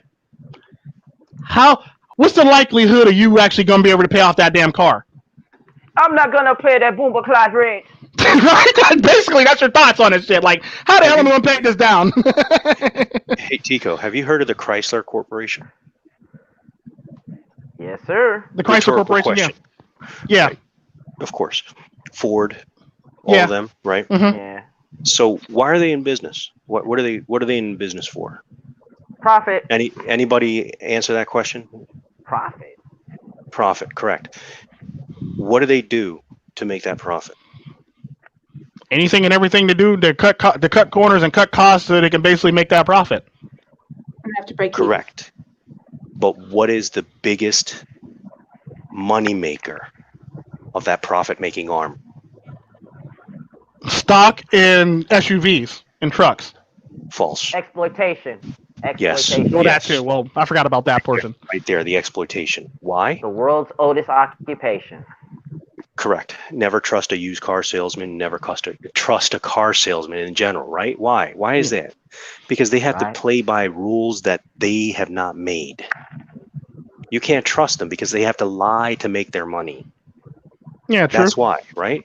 So what are they selling you? They're not in business to sell you cars. They're not in business to make cars. What they are doing is utilizing the fact that they can create this product, but they know that you cannot afford it. So therefore, there is Chrysler Financial. Yeah. You're following me so far? GM Financial, Toyota Financial, Toyota Honda Financial. Hyundai. All the car companies literally have a financial firm. Because these are all financial firms creating a product to help you make the decision to separate yourself from your money. Yeah, and the sad part about that, a lot of those companies actually have insurance brokers too. So they'll not only get you on the profit of selling you a shitty car that's definitely going to break because that's how they work, but they're also going to make profit on the loan that they give you to attain that car. True, and the markup price that they actually mark up in the final sales, they actually put like an extra. It's all fluffy bullshit. 2,000 to 5,000 to 2,000 to like 5,000 to sometimes 7,000 extra dollars end up on the bottom line when you sign off on that deal, and the finances. So now your APR is a lot higher because it done tacked on an extra $2,000 to $7,000 onto your actual car loan. I forget the name of that. I forget the name of that line, that ledger that they actually call it, APR? where they tack on extra money. Oh, interest. No, not that one. It's before that. It's something that they use for sale. It's like, here's the price, and then you got like the title, license, and tax fee, the title, license, and taxes. Then there's another line there. I forget the name of it, for sale, basically. That's below that, where they tack on an extra $2,000 to $7,000. Holy, yeah. I can't remember the name either. I forget the name of it. It's not the principal. It's they tack it onto the principal though, but it's literally the last thing they do before you sign off on your paperwork. And you always want to get them to the point where like they can't think about putting that on the paper. That way you get the cheapest possible deal out of the car dealership as humanly possible for the most part. Rose, hurry up, talk. We're losing watchers. Quick. I'm sorry. I should show my tits and stuff. Yeah. Oh, good lord! Please don't. That's all I need is YouTube pulling the plug on my channel for that shit. But yeah. Not interested. That's interesting. Rose really doesn't care. No, but Rose is whammed right now. Oh, good lord. I gotta give Milo a treat. Mm-hmm. Hey, Milo. There you go. Wow, look at that cuddle monster. Oh. He doesn't have a Karen do. No, don't be mad at Milo for not having a Karen do. I'm not mad at him for it. His hair's too short for a Karen do. Have a fit. Oh, goodness gracious. Yeah, But yeah, what other topics did we got here to talk about? Rose, you got anything that you want to bring up that you noticed in the news or you noticed on YouTube? J.C. Penney, dude, filing for bankruptcy. I didn't know your name was Rose. Right? True, they are. They are. But thank you for speaking for me. I didn't realize I could actually speak without my lips moving. But yeah. God damn it. Yeah, you goddamn right. No, it's simple as hell. Yo, for real though, you know, Amazon should buy them, man. You know, who wants a Kenmore washer and dryer? You know what I mean? Amazon needs to buy them motherfuckers. Kick Walmart's ass, baby. You know what I'm saying? Yep. Do something. Help these motherfuckers. You see what happened to Sears. And you know what? That did get me talking when, you know, a company has a financial arm and shit. And, you know, Sears did. And they still do. And guess what it's called? Discover. Right? Yup. Yeah, they do. And Macy's. Macy's still got it too. Ain't Macy's going under still and they got a financial firm? Yes, they do. And they still throwing Thanksgiving Day parades. Yes, they are. Wow, anyways. That means I like to see the turkey nigga shit. Right? That means they get paid for it. Hell yeah. Well, how much they actually make off of it? They might take a big ass hit off that parade too. It's still a cha-ching ching. It used to be, yeah. The question is, who's it a cha-ching for though? Is it for the company? Is it for the businesses that surround that parade, or is it actually for that actual parade? The company who throws the parade? Retail, man, retail. Because 9 times out of 10, it might be the retail, and actually the city might be getting the money for that for the most part. It's kind of like when they throw a parade for the Penguins, or a sports team. I like Happy Feet. Oh. Anyhow, I mean, this shit is crazy. Look, whoever gets the money for it, at the end of the day, the fat get fatter and the rich get richer. That's correct. I mean, just like they did with the TV companies, you know what I'm saying? It's the big five. They're going to do the same thing with retail. It's going to be the big two. Amazon versus Walmart. The days of the department store here in America. Well, you forgot Target too. Amazon, Walmart, and Target. Oh yeah, Target's going to go bye-bye too. Target is only a lefty Walmart. Actually, no. Actually, Walmart's actually lefty. Target's actually righty. You know? How? You know, because they call it Target. Because they say everything's more expensive at Target. So when you think of Target, you think of right leaning people. When you think of Walmart, you think of left leaning people. Limousine liberals. I just had a thought. What if we created Like, you know how they have those micro cakes and things like that? Okay. Wow. What if we created a micro cake that packed in like 5 times or 10 times the sugar of a standard size cake or whatever, right? I mean, like completely. You kill people. Yes. You kill people. Diabetic coma. Diabetic much. Diabetic coma much. That's what these people are doing sugar. when they get these. That's what these people are doing when these get these supersized Slurpees and shit like that, man. Hey, I like Slurpees, man. That's fucked up, double Keep I. drinking that soda with all that fucking sugar. That's where you're gonna end up. Well, I don't have a 7-Eleven, so you know. Listen, don't talk about my 7-Eleven. Don't squeeze the fucking. I knew that was coming. I didn't see that coming, though. I seen it coming. I seen it coming. That was my inner Apu. Oh, Stop. talk about stereotypes. Shit. Right? Stereotypes Look, going on in this last stream. If you can't laugh at yourself, True story. something fucking wrong with you. Definitely. I always laugh at myself. Shit. Like I said, I use stereotypes for humor, you know? Like, don't worry, officer, I paid for it. Okay. Hell, because I've made videos. I've had to make videos and had to pause them because I started laughing so hard at some of the shit I say. Like, I can't believe I just said that shit. I'm a crazy ass nigga for that shit. I can't believe my black ass just said that shit. And I was sitting there bust out laughing over the shit because it's funny as hell because I have to laugh at myself and then get my composure and go back to making a video again because I say some pretty crazy shit. Recording videos. Like, should I edit that or should I leave that in there? Oh, fuck it. Commit and own it. Yeah. You might as well go raw. It's going to have to raw. Fuck it. Savagery. Did you say the crazy shit that I'd say? Yep. Well, I've actually said a lot worse shit than you. And I still say a lot worse shit than you do. But the sad part about that, the thing I've always...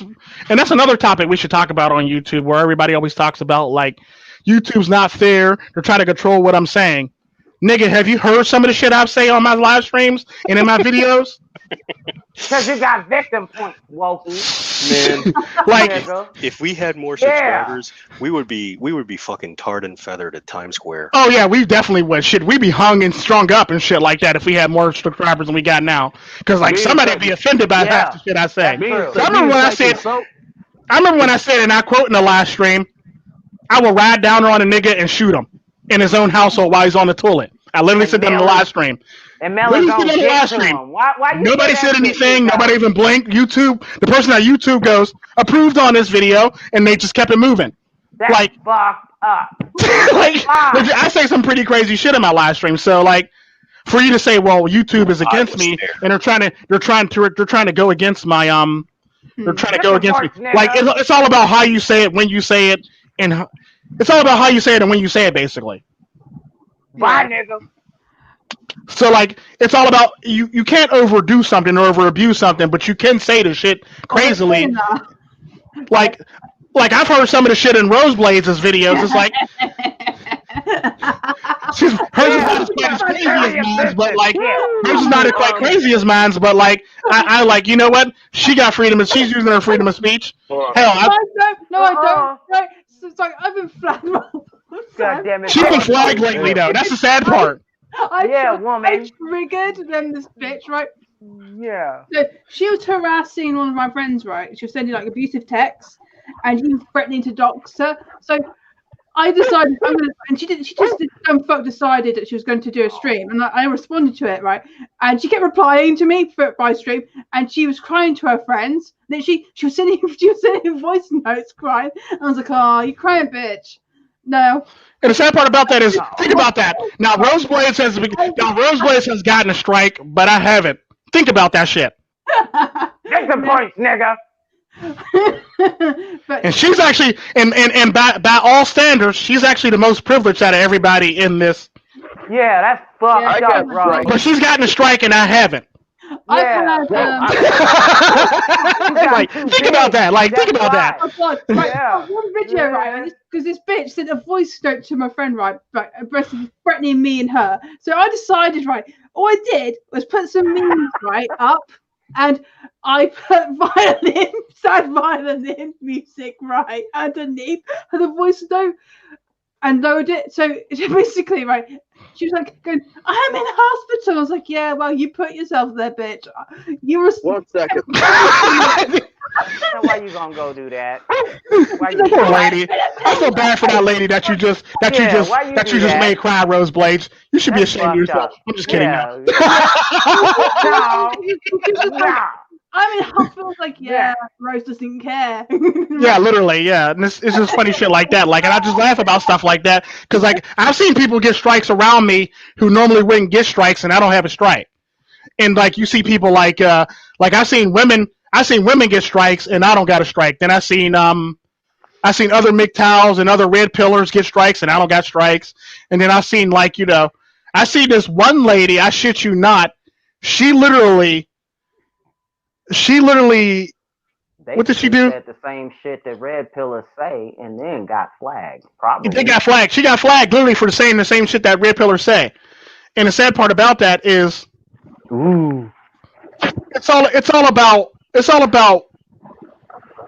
how and when you say it. For the most part, there's a reason why I always look at the time in my live streams, or there's always a reason why I place things at certain portions of my videos. Because I know when and where I can say shit for the most part. The gloves come off at night. Yeah, the gloves come off. The gloves literally come off. I'm not gonna say it out loud because I don't want YouTube going back and watching the shit and say, "Oh, we got that nigga now. That nigga's done." But, the gloves come out. I'm gonna say generally, if you ever notice in my live streams, the gloves come off after minute 45. We start lobbing like obscenities and Hail Marys and DMX death threats and shit like that. We start going kind of terrorism basically after minute 45 for the most part, because I know that there's only a certain portion that they listen to before they say fuck it, we're just gonna let it roll. Get ready for that deep down thought. Yeah, like after that point in time, it's really like tell them how you really feel. Yeah, like, and the sad part about it, I do it every day in my videos, but when it comes to live streams, because my live streams been like sitting in limbo for like 12 to 16 hours by YouTube, that I actually got to be much more smarter about my videos now, and that's the reason why I do it, because like hell. Like when I started this last stream I started now, my last stream from last night was still processing. YouTube was still processing my last live stream. It just went up like 5 minutes ago. My last live stream from last night literally just got finished being processed 5 minutes ago. They were in the war room on your ass. Hey yo, big up to Shinobi. Shinobi One in the place. So like it's all about how you do it and when you do it, and if you do it smartly. And adapt to like shit, basically. So you can't always be like views drop at a certain point, right? Huh? You saw all those views drop at a certain point, right? Yeah. That should tell you something. Yeah. Start talking, Rose. Start talking. No, it's not even Rose. It's not even Rose. It's basically like how YouTube basically is. YouTube is basically like dropping. Because the sad part about that is I'm actually looking at the live stream in real time, and it actually has more views than what it says up there on the screen. Yep. Wow. Oh, you can always stream for 8 hours like in Cell Dictionary. Well, yeah, I'm trying. He's not here to defend this, He's not here to defend this. You gotta get but because you're special guest, because Rose is a special guest, we're gonna let her slide because Laszlo said she's a special guest. No, okay. No. This bullshit, Tico. I could never have gotten away with that. Yeah, no, because you're on the panel all the time, so you can't get away with that. Special guests can get away with that. Like a good example of people that can actually get away with it that hasn't done it yet is True Sherm and Duzangs.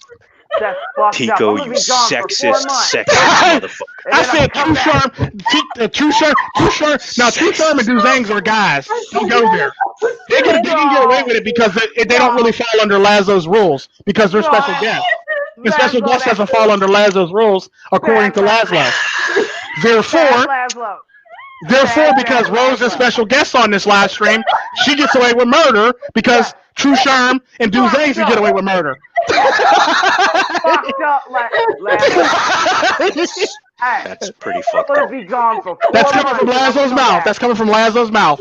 I'm gonna be gone for that. Just for That's that coming from Laszlo's mouth. Laszlo. I'm gonna You know what be I gone think for as I'm 5 sipping months. sipping my double afternoon life. tea here. Bullshit. You're right. I got to say something. I'm gonna be gone for 5 months just to come back and say fuck you, MiGTOW dictionary, and then I'm gonna leave. I'm a special guest, right? Motherfucker. And the sad part about that is, and the sad part about that, you want to know the funny thing about that? Double Eyes were talking shit, but his show's actually Forum. So he actually is a special guest. Him and Yam are both the special guests. So technically, they can get away with it on their show. How we do a special guest? Double I ain't got no. Double I over here ain't got no room to fucking talk. I can't do nothing. Look, I can't do nothing. Only people whose hands are tied is me, Wind, and Dennis. Me, Wind, and Dennis are the only ones that got their hands tied in this whole entire thing. This tea was grown on a plantation. Right? Right? Just want to let you know. Right? Mad now. Yeah, but it's just shit like that. It's just shit like that. Like, me, Wind, and Dennis are the only ones that have to really follow the rules. Poor Wind and Dennis.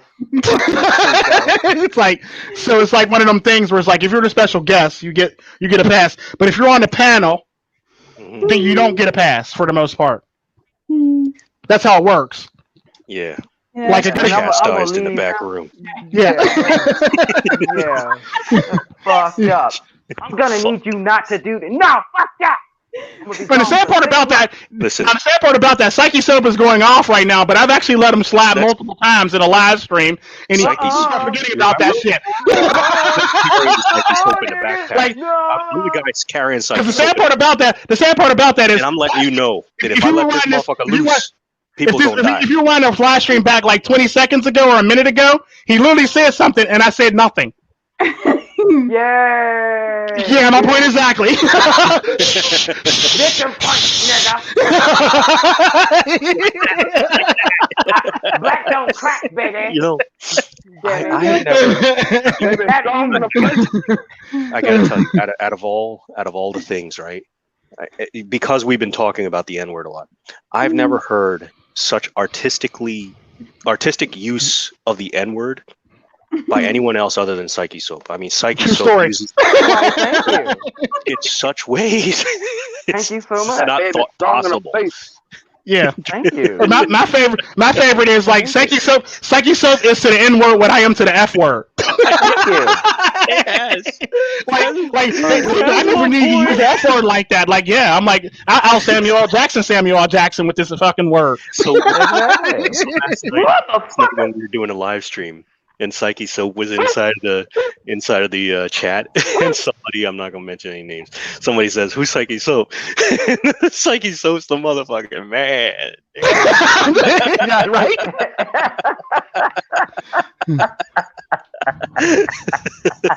He said, "I don't know who the Psychesoap." He said, "I don't know who the Psychesoap or it was somebody else too." I go, "That nigga's been around longer than me. Why you don't know that nigga?" That's Psychesoap, nigga. I mean, the English side he's been around a lot longer than me, but the Spanish side I've been around a lot longer than him. But like, how do you not know Psychesoap but you know me? Like, yeah, that makes no motherfucking sense. You better get to know me, nigga. You better open your eyes, cheese. I love you. You better open up your ears so you can see. Yeah, clean that shit. Clean the wax out of your ears so you can see. You got too much succubus venom stuck in your gills. Too much Roni going around. So what do you need? Psychesoap. God damn it. Okay. Clean out the okay, now y'all just getting out of hand. Now y'all just going off the rails now. We need to get back on. We need to rein it back in, guys. We need to rein it back in. Bring it in. We really need to rein it back in. Bring it in. You were the hall monitor, weren't you? When you were in high school? Wasn't he? No, I wasn't a hall monitor now. You sure? No, I wasn't a hall monitor. I wish I was. You should have been. I should have been, but I wasn't. Oh Because I actually bully bullies when I was in school. See what I mean? You should have been a hall monitor. I bullied bullies when I was in school. Like a good example of that is like I watched the jocks shove like a nerd into a locker, and I'll run up right behind him and shove him right into the next locker. I was that nigga basically in high school. It's like, oh, you think that's funny? Shove him right in the locker. Where were you when that girl threw a pencil at me I and was a stabbed fucking nice calf? person in school until I lost it. I wasn't in your school, probably. Yeah. Oh no, you don't want to be there when Win loses it. Shit, no. Yeah, I was a nice person in school until I lost it. Until I snapped one day. Oh yeah, if you think Psychesoap is bad. If you think Psychesoap is bad, wait until you catch wind. Nah, Psychesoap. I'm not that bad. I mean, I'm not the nicest. Your sister already confirmed that your ass is bad. Come on now. We already know about your sister. Your sister already told us. Sold you out, bro. Your sister sold you out. Your sister sold you out, literally. Yeah. She told us all your dirty details. I mean, yeah. I was nice until I snapped, you know? Yeah, he had to stutter on that one. Like, I'm a nice guy. I swear to God. Even though I slit his throat, I'm a nice guy. I did it nicely. I did it one clean motion. I did it with a sharp knife.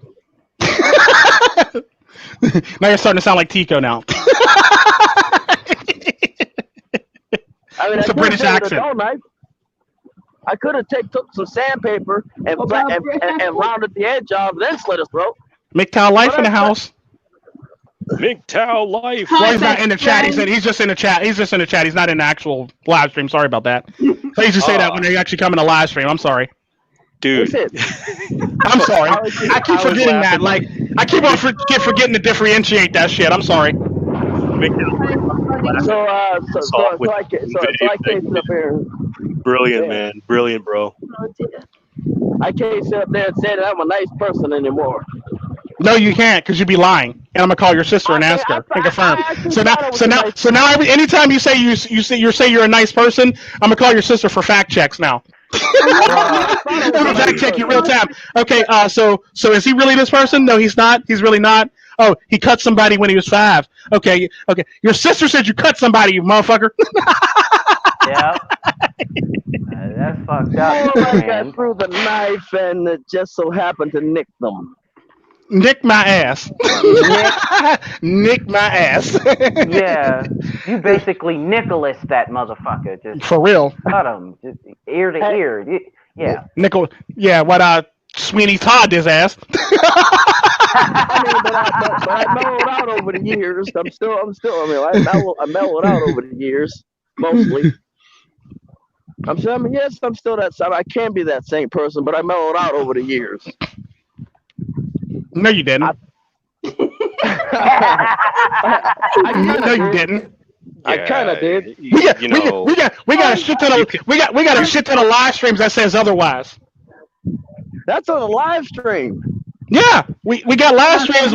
They're still up. We can go back. I can literally go back and talk about them if you want me to. No, I'm good.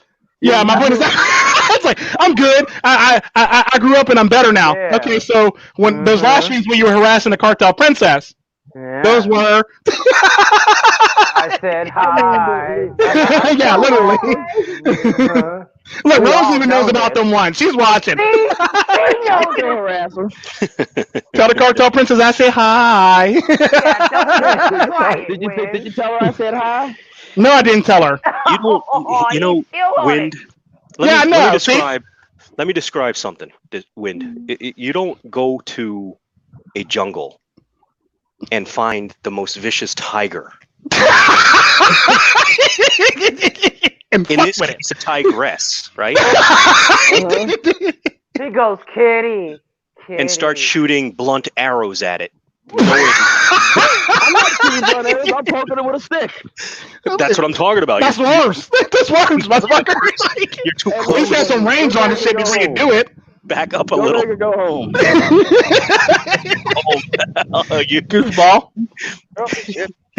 He's up there with a fucking Advanced spear trying to poke at a fucking vicious tiger.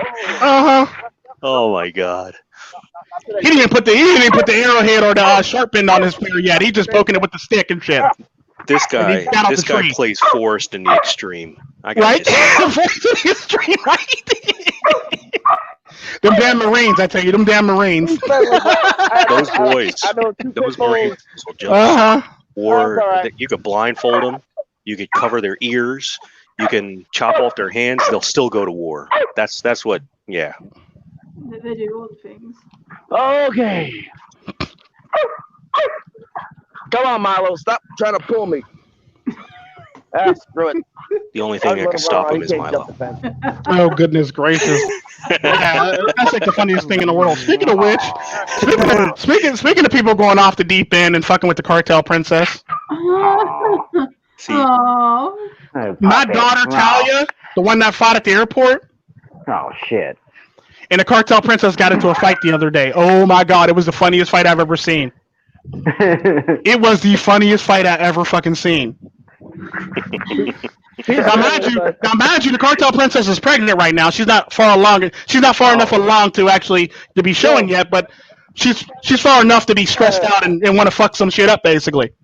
Dang. So my daughter Talia decided that she wanted to try her mom. It wasn't a mistake and a half.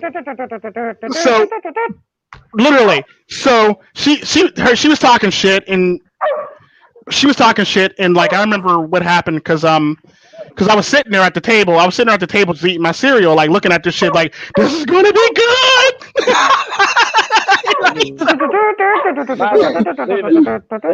So all of us sitting at the table, and we're sitting there watching this shit unfold. And my daughter Kierna goes to me. She's probably going to die, right? I go, she probably is, but he doesn't know it yet. So like they go on, and apparently the cartel princess said something to Talia. I'm not going to say what she actually said. And Talia threw a spoon at her mother. Wow. Yeah. So the cartel princess came over to the table. And she told her to get up, because we're gonna fight about this shit. I go, wait. Can we eat breakfast first? Right. So, like, Talia goes, I'm not scared of you. You can't boss me around. I don't know who you think you are. I gotta tell you, you might want to sit down, because you might not live after this. So I'm gonna need you to sit down. Right. So Talia's fucking with her mom. She's fucking with her mom. So her mother get into a fight. Her mother literally tried to strangle that girl out. Ooh. Literally had her in a chokehold trying to strangle her out. Oh, man. Like, she's literally laying on the floor, like, strangling this girl out. Like, and the sad part about that is I wasn't going to get involved and I was going to let it happen. But then my parental moral judgment kicked in. Yeah, that's kind of convenient. No, right? I don't get that whole parental moral judgment. Because wait a minute, because I'm not a parent. So I'm like, chill, honey, chill. Like, chill. Like, let her go. Ease up. And like you seen Lily Talia look like she was about to like just go out, basically. Like she literally was like strangling out, and like she's literally like beyond tapping. She's like literally like about to go to sleep. So go to sleep. Yeah, she literally was like going to put this girl to sleep. So like the princess literally like choking her daughter out. So like I tap her and I basically pick her up. And I pick them both up basically because they're not that heavy. They're both up. So I pick her up and try to get her off and then like spread them apart. And my daughters are helping me like break her arms apart from around her neck. And like eventually, and the sad part about that, the funny thing, I think the thing that I found the funniest was, and I laughed so hard, was the minute her arms came from around her neck, all she heard was cracking up because she literally got her breath back. She's like, right? So she got all her breath out once, and I was sitting there busting out laughing, and my daughter goes, "That's not funny, Daddy. She almost died." I was like, "That's what she gets." So like I'm sitting there like, did you learn your lesson? Yeah. It's like, come to daddy. You want to take this question? And I'm gonna poke the line. I'm gonna poke So So at the same time that Wynn is actually fucking with the cartel princess, just know she will strangle out her own daughter. So what do you think she'll do to you? The moral of the story. That gives me a bigger perspective. It's like I already knew she was dangerous. she strangled her own daughter. So what you think she'd do to you? And like that literally escalated crazy. It literally I went. have a death wish. Yeah, the sad part about that shit went crazy. That shit went far left field. Like I wasn't expecting all that shit. But do tell her I said hi. No, I'm not telling her she said hi because still doing it. Yeah, he's still doing the shit. Then 2 weeks from now, y'all be like, "Where MiGTOW went now? He hasn't been in live stream for like 2 weeks." Nigga, you that nigga's in traction. Yeah, he is. I'm just joking. I'm just joking. I asked why we have women on the channel. You invited me, and I'm actually interested what this twat has actually been told about me. So why don't you just tell me what you've actually been told about me?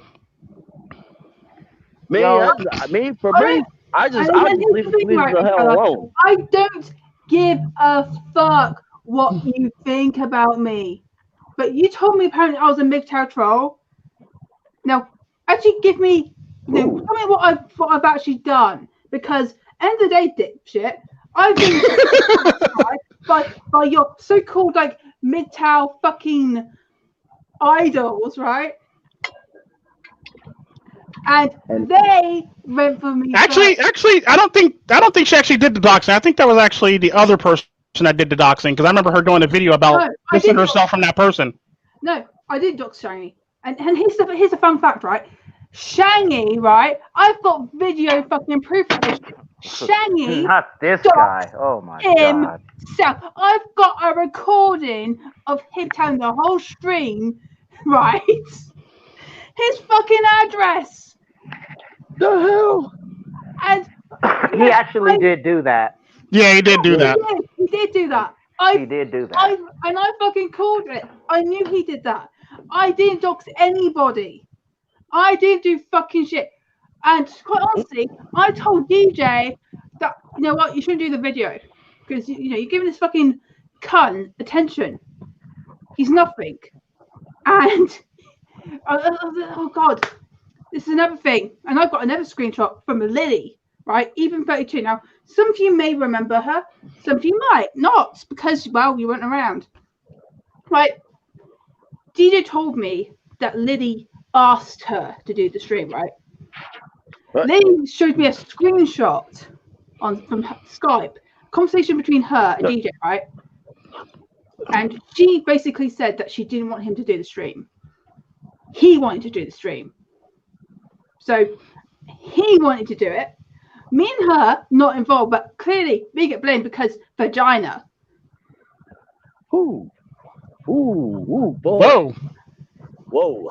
Truth comes out. And here's the thing, MiGTOW Live. I'm going to be doing a video soon all about DJ, and I'm going to have loads of screenshots from Lily because apparently she's just appeared out of nowhere. And I've got screenshots, and she actually sent me all the DMs between her and fucking DJ. God damn it, Rose! God damn it, Rose! God damn it, Rose! Right? That's that bullshit. I can't wait to see that video.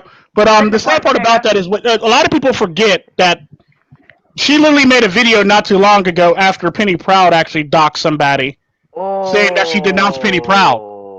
Yeah, how did that shit happen? But we forget about that video. We forget all about that video. She denounced her because she said she doesn't want to hang with people who are going to dox people for the most part.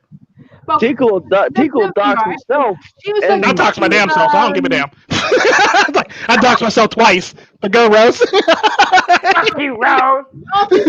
Not long after she basically doxed Z, right? I noticed the sock, and I actually picked up, right, that it was her. That the sock was her because the way that she was talking, I was like, oh, it's a woman, right? There's supposed to be a man, but it's a woman because I can tell by the tone and the actual insults, it's a woman. So I went on and on. I was basically on her ass until she gave up. I'm just like, Vinny, come on, stop it now. I know it's you. And then I started thinking, You're telling a win. I was calling The it win. I probably could, like, if I really wanted to, I probably could, like, look at DMs and actually get the screenshots back. I was calling her a pig. Oh god, I was calling her all the pig. Who fell out? Oh, Psychesoap fell out. Oh, it's so funny. She was like, you know what? I'm sorry. I'm gonna stop now. I was like, good. Fuck off. off this channel, because if I see you back here, oh, guaranteed, I'm gonna be on your ass again. God damn it, Rose. I knew that was coming again. That's gonna be the line. That's gonna be the line of the year now. God damn it, Rose. God damn it, Rose. 6 points, nigga. Yeah. Why are you doing this shit to people? What? Fucking with people. What? God damn it. Keep to yourself. Why can't you rig cow? Why can't you rig cow? What did you say? He's just being simple right now. Don't mind him. He's being simple. Yeah, I am being simple, but fuck it. Why can't you rig cow? Rig cow. Rose going their own way. He's basically saying rig cow. Rose going her own way, basically. Why can't you go your own way? Why can't you do that? Actually, that's like a long-going joke because I haven't had like sex for 2 years and I haven't dated. But like, yeah, Aww. Rose is a woman going her own way. Pence rule in the house. Pence rule in the house. Pence made it. Yeah. We don't need to know. Double We ain't bring video games with you yet. I talking shit. Huh? Oh, What happened? Shit. Pence in the house. Shots fired. What up, guys? What Shots up? fired. Wait. When was shots fired? I missed something? I was telling me to jump in the chat, but I was at work. He's like, oh, okay. He's the double shit. Get on your home computer on the mic. Oh, goodness gracious. I'm trying to bring video games with you. Well, you were throwing out some pretty good chat messages there, so I figured, I'd extend the invitation on. That's just what I do, Double I throw out some He makes the chat more interesting. He always makes the chat more interesting. What about this? Tico? See if I can kind of race bait him a little bit. Well, no, you can't really race bait me. That's the problem, because I really don't see race. I don't really see race like that, though. Pence, you go woke, you get broke, bruh. Don't do that. What'd you say, Pence? Woke, you get broke. He be trying, though, but like nobody really can. You get too woke. I'm not trying. I'm just trying out, Yeah, no. But the sad part about that is the sad part about that is I was watching a video. He literally didn't meet any of the two guys didn't meet none of the requirements to actually do what they did for the most part. Did you see the goalpost shift? It went from he's just a jogger to he didn't do anything wrong. He didn't break any laws. He wasn't stealing. So well, I've seen that though. But the sad part about that though, that's what the story stopped because. They would have ran on the jogging narrative for like a week, 2 weeks. Well, no, they weren't going to really run on a jogging narrative for a while. But the sad part about that is, I think the left was using that as a narrative. But the sad part about that though is, the guys still all the requirements met for him to actually make that citizen's arrest weren't met according to the lawyer. If we're really being honest, the sad part is this happened in February, and we're talking about it now. Now, yeah, because that's basically how the sad part about that is if that video, but also in the same token, the reason why we're talking about it now is because that video, the guy who filmed it actually filmed it and actually uploaded it to social media. So now that's why we're talking about it now versus now we're then. Getting extra videos now we get more trickling videos. Yeah, and the sad part about that is and the thing, and it's kind of like what I said about that whole entire thing. Like it doesn't matter what happened in the whole entire situation. Had that have been me, they'd have been looking for my criminal past. They'd have been like, well, he obviously harassed the cops on February 20th of 1777 and shit like that. Like they basically try to bring up. He's just laying around. Yeah, they'll only bring out all that shit to basically try to discredit me as a human being. But they'll go, well, Dylan Roof, he had some mental issues and he was a churchgoer. You see, that's two totally different. You get two totally different things when it comes to about the other one. We're not talking about that elderly couple that got gunned down in the cemetery. No one talks about that. Yeah, nobody talks about that shit. But like the thing about that though is like at the same time, I hate the fact that nobody's talking about it. But at the same time, you also got to take into consideration too. In the United States, the country is ran by pretty much leftists for the most part. Despite the fact we got a Republican president, the leftists pretty much run the country. So the leftists basically get to push the narrative in the United States for the most part. Well, they're in control of the information and the education. They're in control of the information. Oh yeah, always. Education. Definitely, 100%. And the sad part about that is, if you ever notice, whenever they do something, they do it big, and they shame everybody, and they basically try everybody by a court of public opinion. That's basically how they get everybody. Yes, and the sad part about that is, by the time shit goes to court, nobody gets a fair trial. Because everybody's skewed by public opinion. And women know this, and that's how they get away with this shit in the United States. In general, it's kind of like the difference. It's kind of like it's a good example of the left getting away with shit is Joe Biden. Basically did the same. Basically did what Trump said he would do: grab him by the pussy. He literally grabbed the bitch by the pussy, and he's walking free right now, and nobody's crucifying his ass right now. I'll tell you what. Even though personally I don't really like cops all that much, but I'm surprised that people don't have like more hate for lawyers and courts and judges and stuff, because they're just as corrupt as some cops are. Like, oh, definitely. The sad part about that, the court system is more corrupt than the cops actually are. But the sad part about that though is like you also have to take it like you also have to take consideration too. Pence, you're only going to really aim your anger at the people who you see on a regular basis. You really don't see a judge on a regular basis. You really don't see a lawyer on a regular basis. You do see cops on a regular basis. So all your hates for all the justice system is going to go towards the cops. That's exactly how it works. Because they're the ones that's there that you see first. With cops too, right? Some people actually some people just have bad experience with cops, no matter what your. Oh yeah, definitely. I had a bunch of bad experience, but I don't hate cops for that reason. But I know that shit can happen to me for the most part, and I'm very watchful of that, and I know that shit. More extreme than others is there's more extreme encounters with cops, but sometimes you just have a non-lethal encounter with cops, and it's like shit. Well, like they're like fining you extra money and trying to find. Oh yeah, definitely. I've been fined multiple times. Hell, you're talking to a guy who's got it. They're like, get this light, this mirror. Yeah, and it's the sad part about that is like it happens so often in the United States that it's so egregious when it happens, but everybody looks the other way, and you'll hear people say like something like, "Well, if you didn't break the law, you wouldn't have to worry about that. Like you were there, you watched me lock my keys in my car. How was I breaking the law?"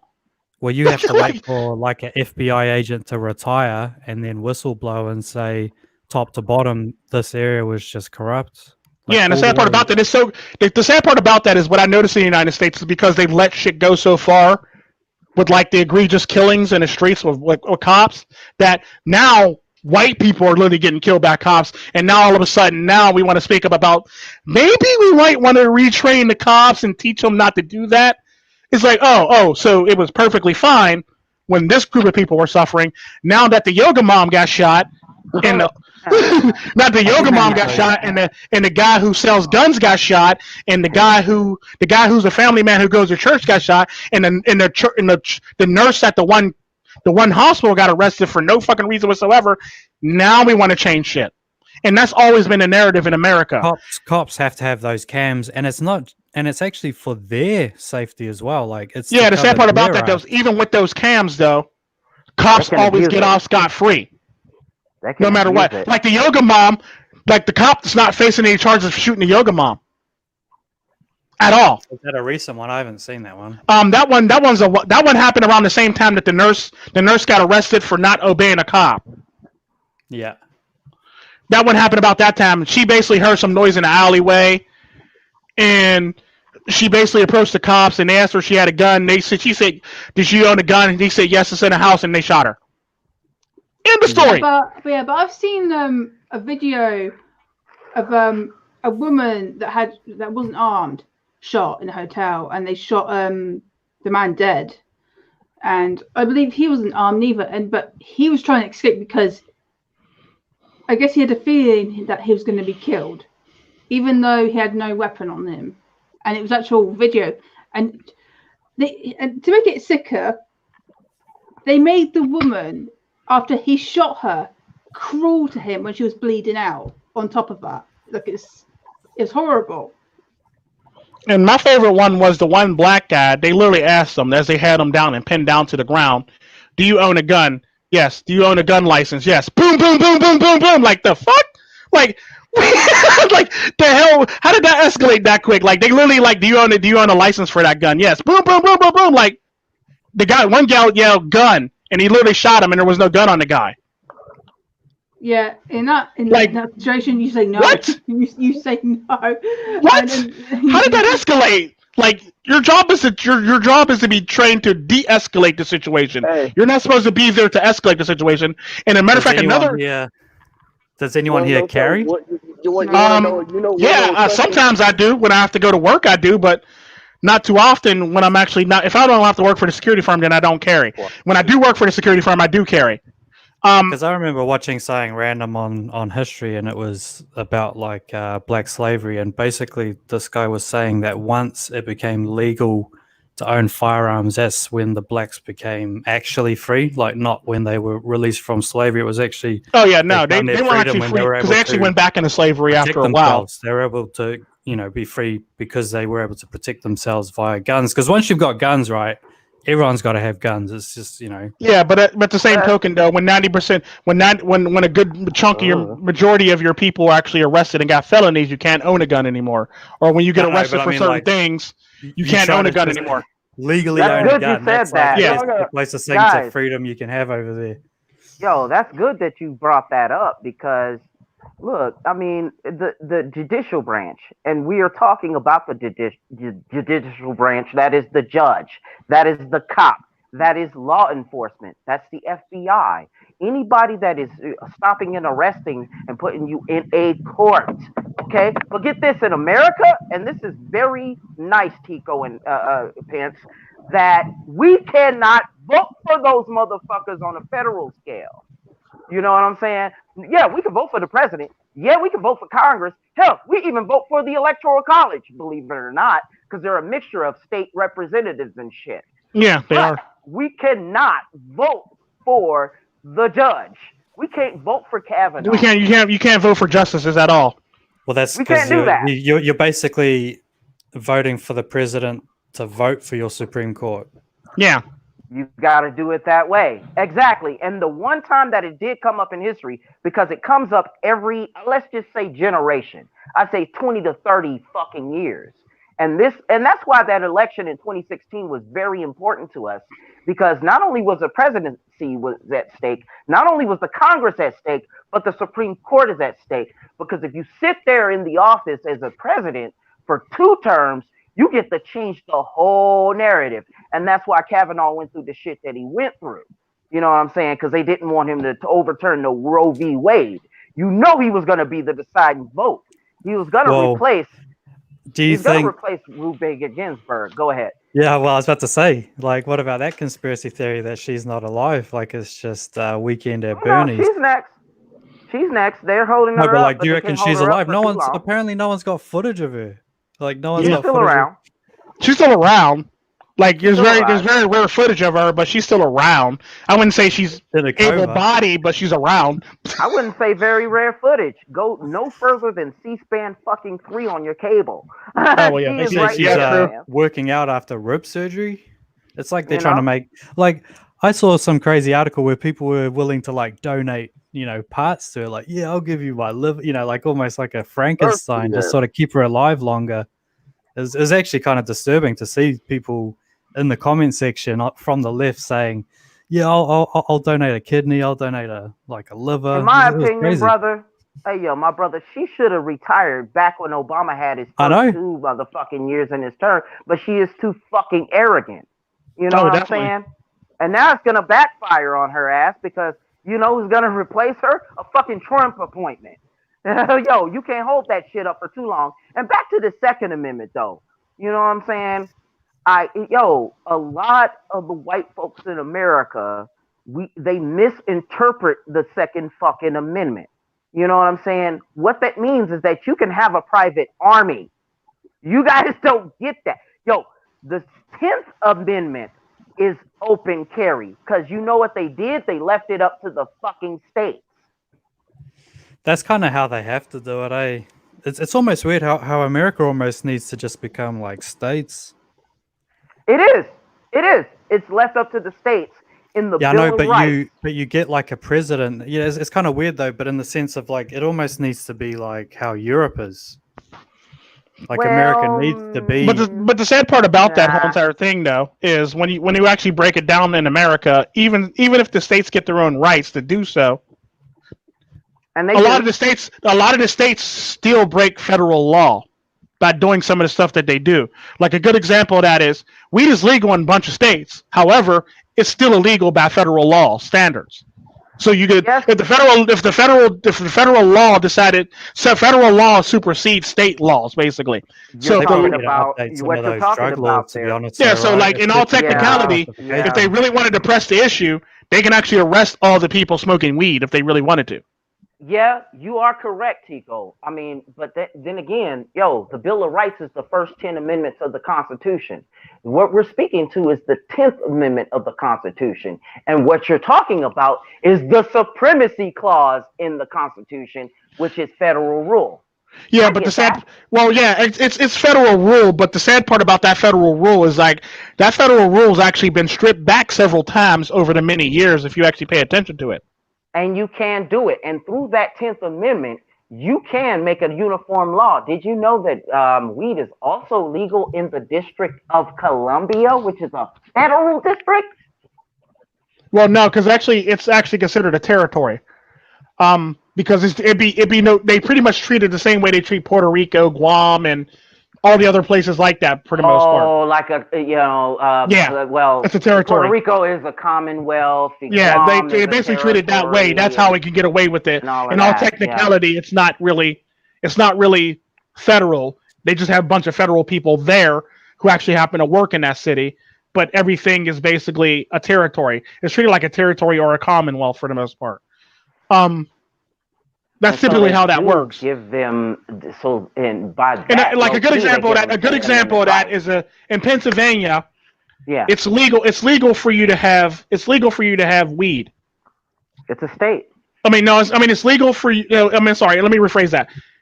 It's not legal. It's not legal for you to actually buy and sell weed. It's only legal for you to actually, if you actually possess a certain amount, under a certain amount, you're fine. However, it's only legal in Pennsylvania. It's only legal in Pennsylvania for medical purposes only. So for medical purpose only, weed is legal. But if you have I think a couple ounces, you're perfectly fine. However, the sad part about that though is if just because you have those ounces, that don't mean you can smoke those ounces. It's still illegal in Pennsylvania. Yeah. So the sad part about that is a lot of people in Pennsylvania sitting here smoking weed think it's illegal when it's really not all that legal because of how the law is written. It's written that way on purpose so they can thump you and get money from you. But what I'm trying to say is that it's kind of like Canada's a good example of that too. Like they just rehauled the whole entire weed legalization thing. However, they can still thump you under some regulation if they think you're with intent to sell. Yeah, the distribution laws and whatnot. Did you know, and speaking of Canada, prostitution's legal in certain states. You can't buy the pussy. You can sell it, but you can't buy it. What do you guys think about this for New Zealand? What do you think about this for New Zealand? How we've had prostitution legal for ages, but weed's still technically illegal. Even, they never even made any caveats for, medicinal purposes. Because sometimes the oils can help people that are having seizures and stuff. Mm-hmm. Yeah, CBD. Yeah. Y'all are just like Nevada was before they got legalized. Did you know that having a seed in your on your person was 25 to life in Nevada before they legalized it? Yet prostitution is legal outside of Clark County. You know what I'm saying? Well, this is going in on the comment section. Yeah, I see it. It's kind of entertaining, and what we're talking about is rocking it too. And I like that kind of shit on the show. You know what I'm saying? That is beautiful.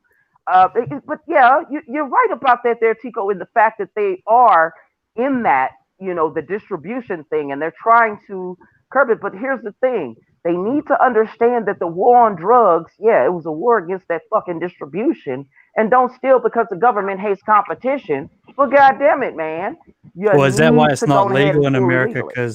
Because the government's got like they're in on the black market when it comes to drugs and prostitution, so they don't want to legalize it because then they're not getting a bigger cut. No, they're not. They would have to. They would have well. to. They would literally. The only way they can get a bigger cut of it is if they tax the hell out of it, basically. Just like they did with Colorado and California, baby.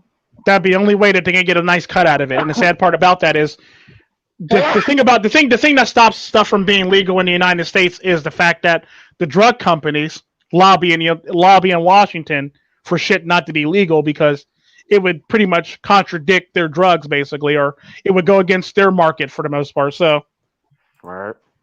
That's the reason why a lot of shit's not legal in the United States. There's a reason why you can't call something prescription or you can't call something medicine or you have to refer to it as vitamins in the United States because the drug company corners the market on cure.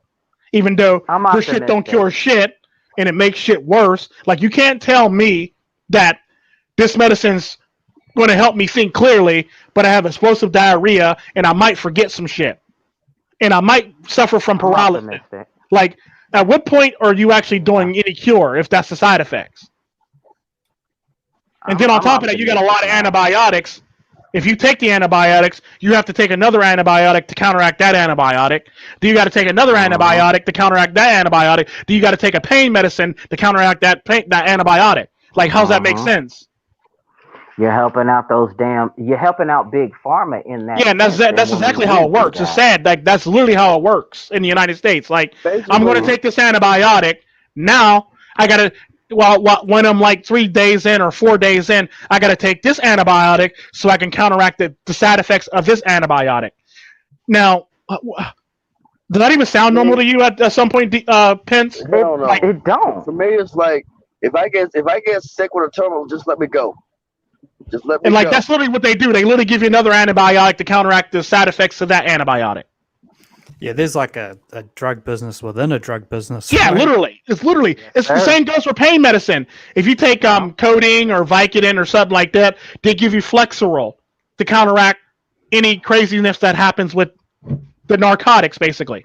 They literally give you Flexeril, or they give you another additive like Flexeril to basically counteract any side effects that can possibly offset your actual cure for the most part. To basically, and they literally like feed you medicine on top of medicine on top of medicine, so they can make money off of you for the most part, or your insurance company for the most part. Yeah, they stack pills on you like Dr. Mario, fam. Yeah, literally. Yeah, that's a good example. Yeah, I used to play that game all the damn time. I was one of them dweebs.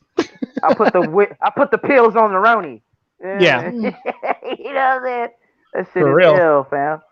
It was literally called Dr. Mario. That's what it was called, Dr. Mario. And it was like a rip from Tetris.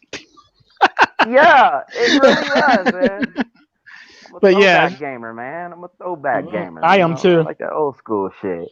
I still got Tetris. Yeah. I got Tetris on my. I still got the Playboy. The Playboy DS. Not DS. What's the one before the DS? The colored one. Before they went to DS. I still got that one, and it still works perfectly fine. Yeah, I still got that, and it works perfectly fine. Game Boy Color? Where? Yeah, I think it was Game Boy Color. Yeah, and it still works, and like, I still play it. I play Tetris, and I play Dr. Mario. I love the hell out of man. Yeah, and they actually had Mortal Kombat 2 on Game Boy Color. That wasn't even worth it. Like, that's not even worth it. Well, you might as well not even do that. Well, shit, in my world, man, shit, we po as fuck. You know what I'm saying? Seeker in the house. To have that. Yeah, Seeker in effect, baby, in the chat, chilling. About time he showed up. We was talking shit on him the whole entire time, and he finally shows up. We stopped talking shit on him. Then we stopped. Yeah. No, he wasn't. Right? We were talking about Seeker, but Seeker wasn't here. Like, wait, Seeker's here? Yeah, but Seeker actually knows me, and actually he subscribed to me too. Yeah, Seeker knows you. Yeah, I like Seeker. Seeker's funny. Seeker's been with me for a while. Seeker's been with me for a while, and you can play, okay? Seeker's been with me for a while, and God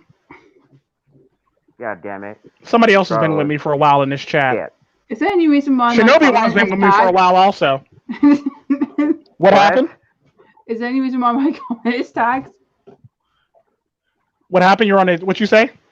Is there any reason why my comment is tagged? I just happened to put it up. That's all. I was basically putting up comments that stood out to me. Basically, I'm just randomly going through them and just tagging them like this. Yeah. I see. You said that, Rose. Yeah. That's you. Yeah, shut the fuck up. Look, Chihuahua, be quiet. Chihuahua, be quiet. I refuse to grow up. I'm Toys R Us kid. Fuck you. Yeah, I love you. Maybe they okay. Yeah. Damn it. Beat Fuck's you. sake, I just inhaled the beer. What McTow like some beer right now? Like Prince really asked him what kind of beer you're drinking. He says some beer right now. Some beer right now. Like that's I was pretty good. asking Shinobi one what beer he's he don't drinking. want to What shitty New Zealand beer he was going to drink. Oh, New Zealand beer is very, very good. I mean, we at the Tico Tren channel, we do not support Mike Pence's we do not support Pence's claims on New Zealand beer. We love and adore New Zealand beer. It's one of the best beers in the world, and we would like a sponsor from these guys. So I think European we don't beer support is better than New Zealand beer, hands down. It's not even close. Oh my god. You with no damn disclaimer. I know, right? Disclaimer: we do not support the dreams and hopes and sayings of Mike Pence. The Pence rule here. We love New Zealand beer at the Tico Tren channel, and if you would be happy to sponsor us, we would love it, and we would be grateful to you. I like beer in general. Fucking hell. Y'all gonna hate on me, man, but yo, Heineken is my shit, man. Sorry. I mean, shit. I can't even hate on you for that one. I respect that. Green bottle. The green bottle, yeah. Shit. Well, it depends because I know the green bottle in certain countries got a higher content volume than the green bottle in America. Yeah. See, look, even Shinobi says he likes imported beer. Well, yeah, that's a given. I drink this one. I think this one Jewish beer. This one Israeli beer called Kona. It actually tastes pretty good. You know what? I ain't even gonna get mad at you because beer did start in the Middle East. Yeah, true. Which is actually funny because nowadays it's seen as haram. Yeah. What the fuck? It was made in Mesopotamia. I know. And now seen as like wrong, basically now. Yeah. Some people like the Japanese beer that gets imported here and stuff, but I don't know. I've never been to Japan. Japanese beer is okay. I like their alcohol better than I like their beer. Yeah. To be honest.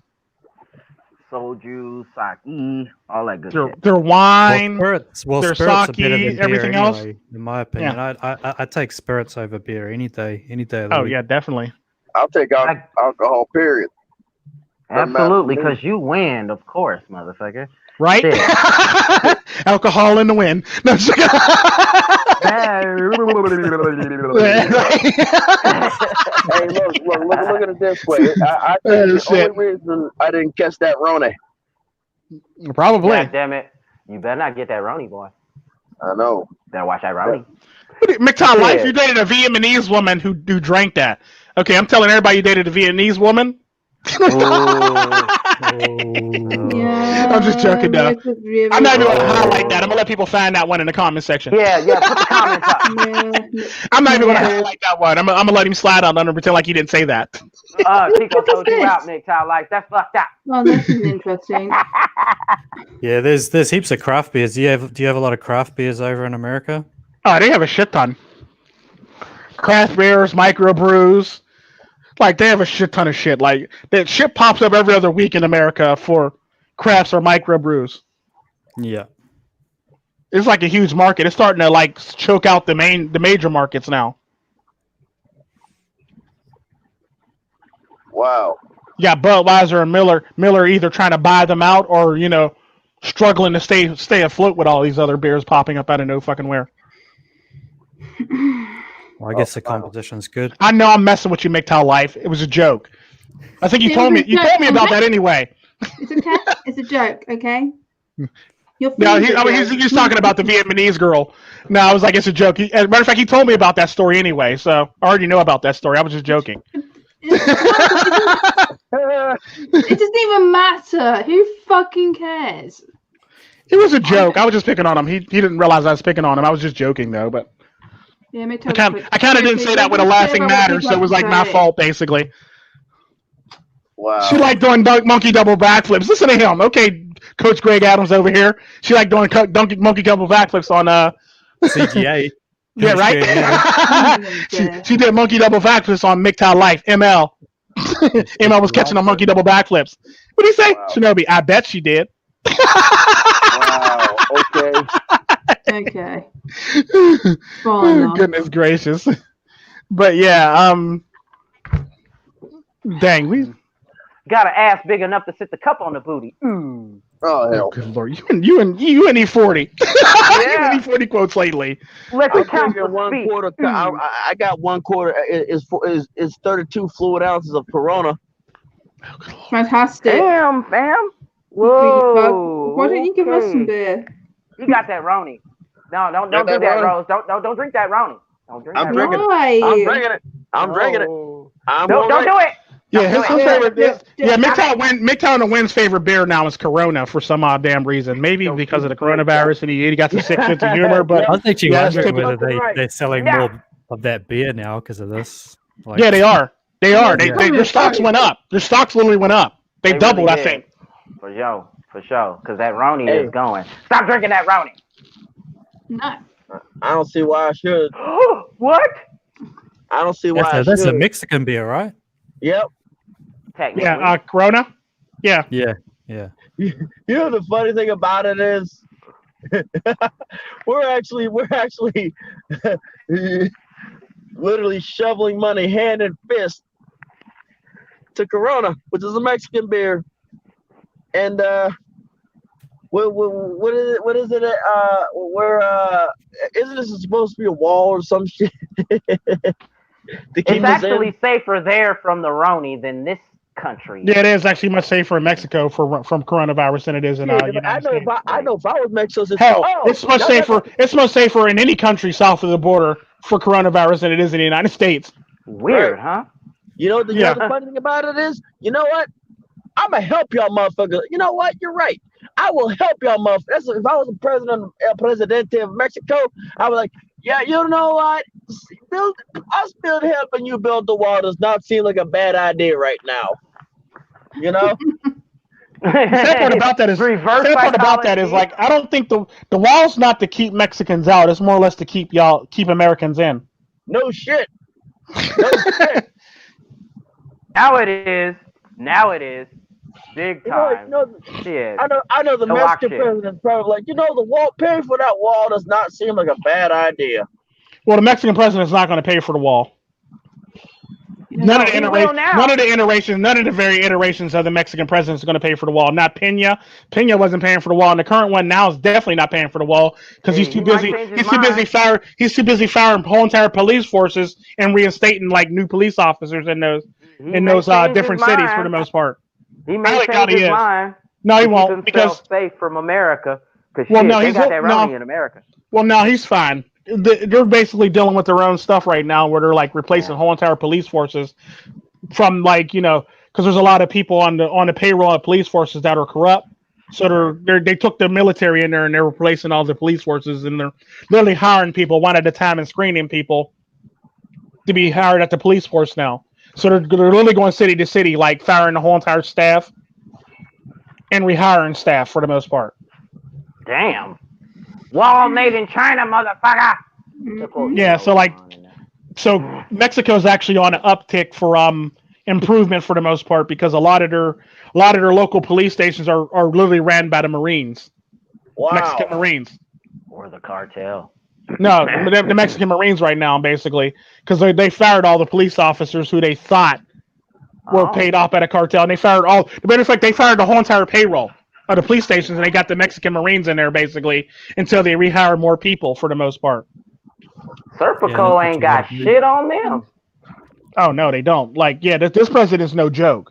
And the sad part about that is the cartel even threatened him if he keeps it up. and he said, "Fuck it," and he's still going city to city, firing whole entire police forces and rehiring everybody slowly, basically. City it to sounds city. like he's taking a page from the Filipino president that was, give or take, I think the sad part about that is it's what I always say about it's always what I say about the Middle East. Like, if you're going to be in power in the Middle East, you got to be crazier, or you got to be perceived as crazier than your next door neighbor, so they won't fuck with you, basically. And that's typically what he's basically running on right now. He's got to be perceived as much more crazier than the cartel. That way, the cartel doesn't really fuck with him. Hell yeah. And the sad part about that is because of all this shit, a lot of the major cartels basically disintegrated. In Mexico now that he's going he's literally going city to city firing police officers. A lot of the major cartels have literally disintegrated. But I think the only major one that's really around right now is Sinaloa.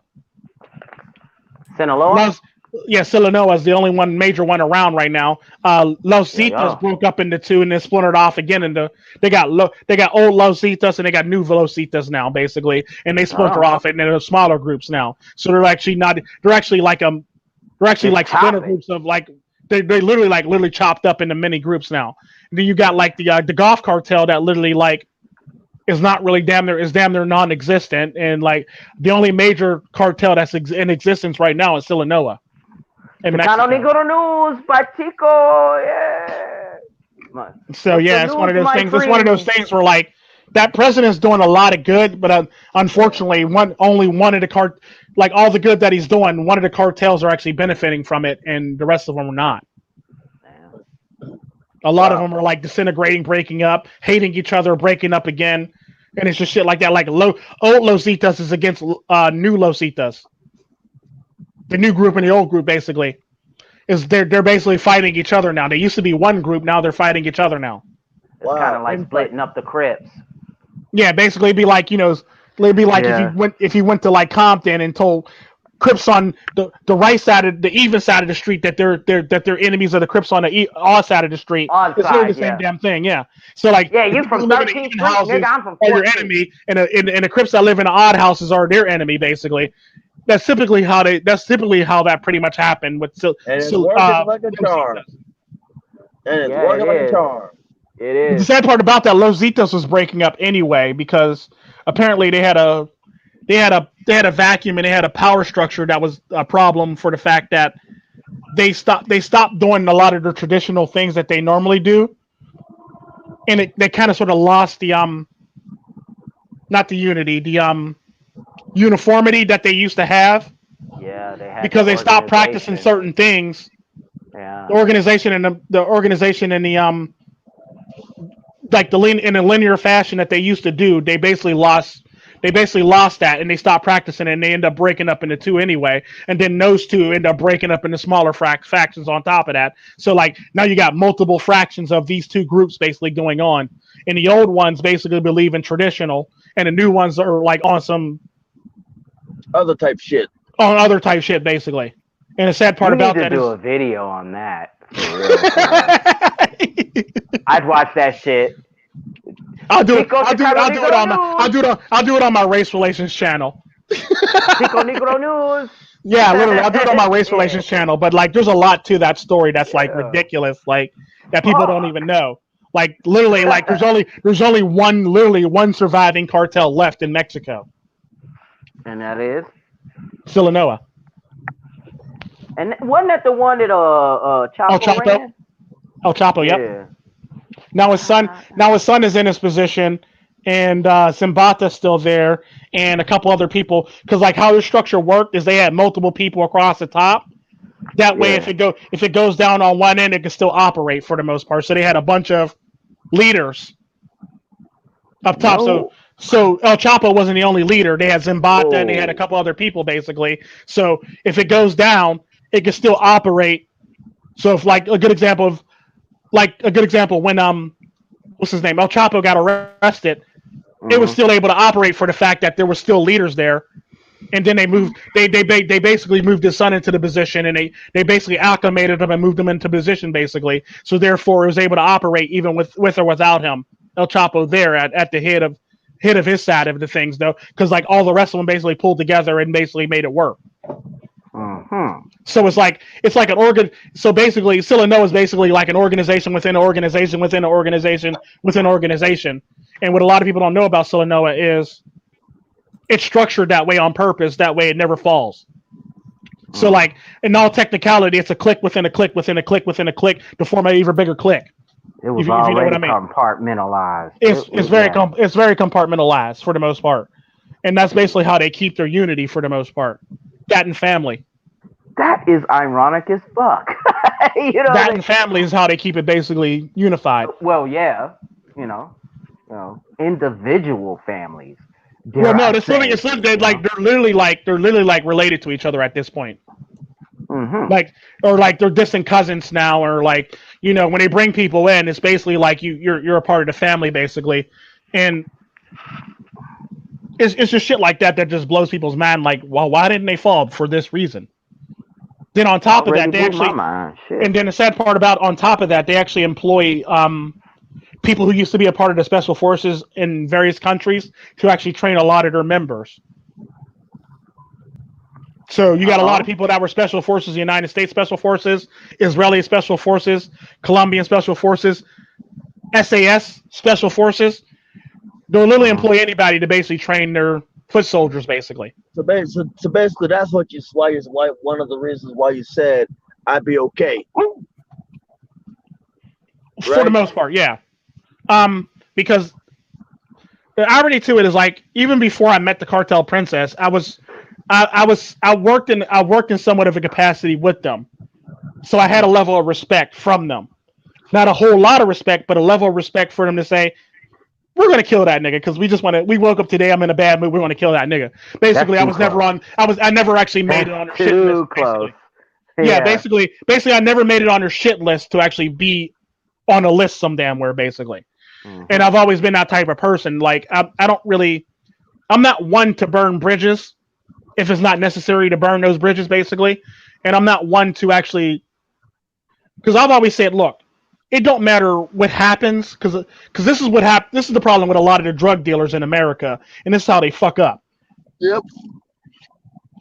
If you are a drug dealer and you shit on somebody that's a supplier, if your supplier runs out of product, that guy that you just shit on is probably going to be the guy you're going to need to go to. Right. Yeah, right. How does that make you look? Like a jackass. You get what I'm saying? Literally. Because like the sad part about that is there's been many times when drug dealers, suppliers have ran out of supply and they literally had to go to the guy that they shit on.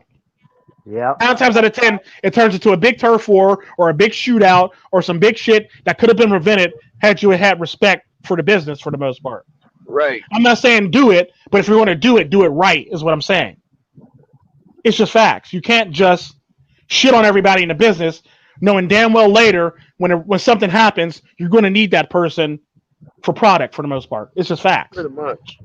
And that's where a lot of people in America fuck up. This is why you don't see like the big dudes like your Rick Ross Freeways and your Frank Lucases and like Nicky Barneses anymore, because a lot of the people fuck up this badly. We don't have any respect for ourselves. Yeah, we don't have any respect for, because the sad part about that, the business is a business for a reason. You can thrive in it, or you can pretty much be eaten alive in it for the most part.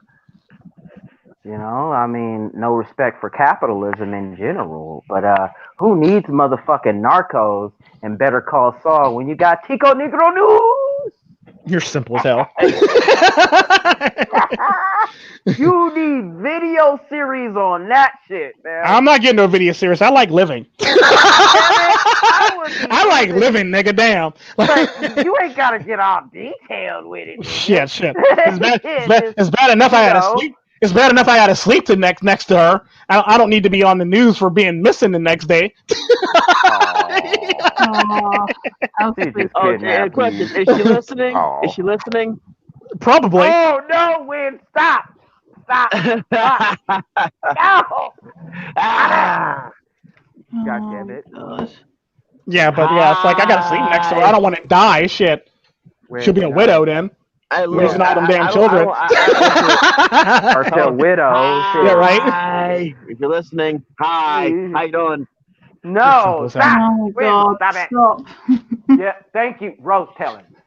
Today on Bay News 9, man ended up washed up on shore in Albania. We're still trying to figure out how the hell he got there from his truck. Albania? Oh, that's MiGTOW in the motherfucking wind. Right? You should have. You know the funny thing about it is, Oh shit. my Let me luck, hear I'll probably end up in the same area. Oh, But you know what? Until that happens, hi. How you doing today? Oh dear. Oh God. Yeah, he's But not anyway. Even he's Pence not had to here say yet. something. Come on, man. When? Yeah, 'cause I remember- No. Because I remember and I remember one dude in my comment section, I forget his name, in my comment section, he was talking about a video that I uploaded when I was talking about turning down women. Because I'm in a relationship, basically. And basically the premise of that was I was actually in a relationship, so I'm turning down women because women were making advances at me and shit like that.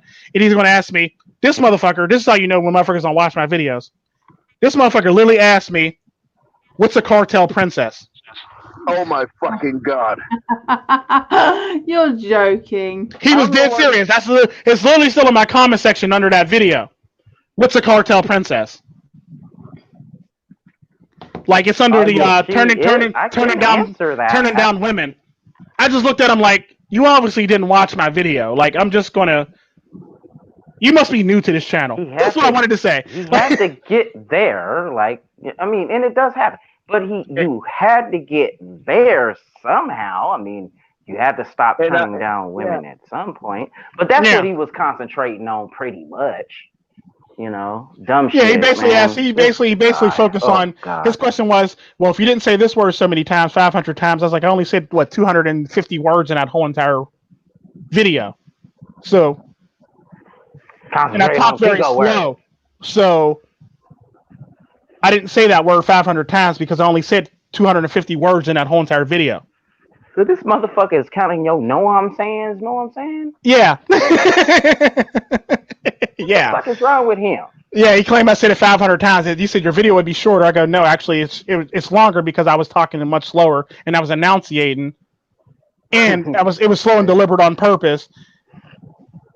And I basically only said 200 and I think I said 200 and it was like 200 to 250 words in that video.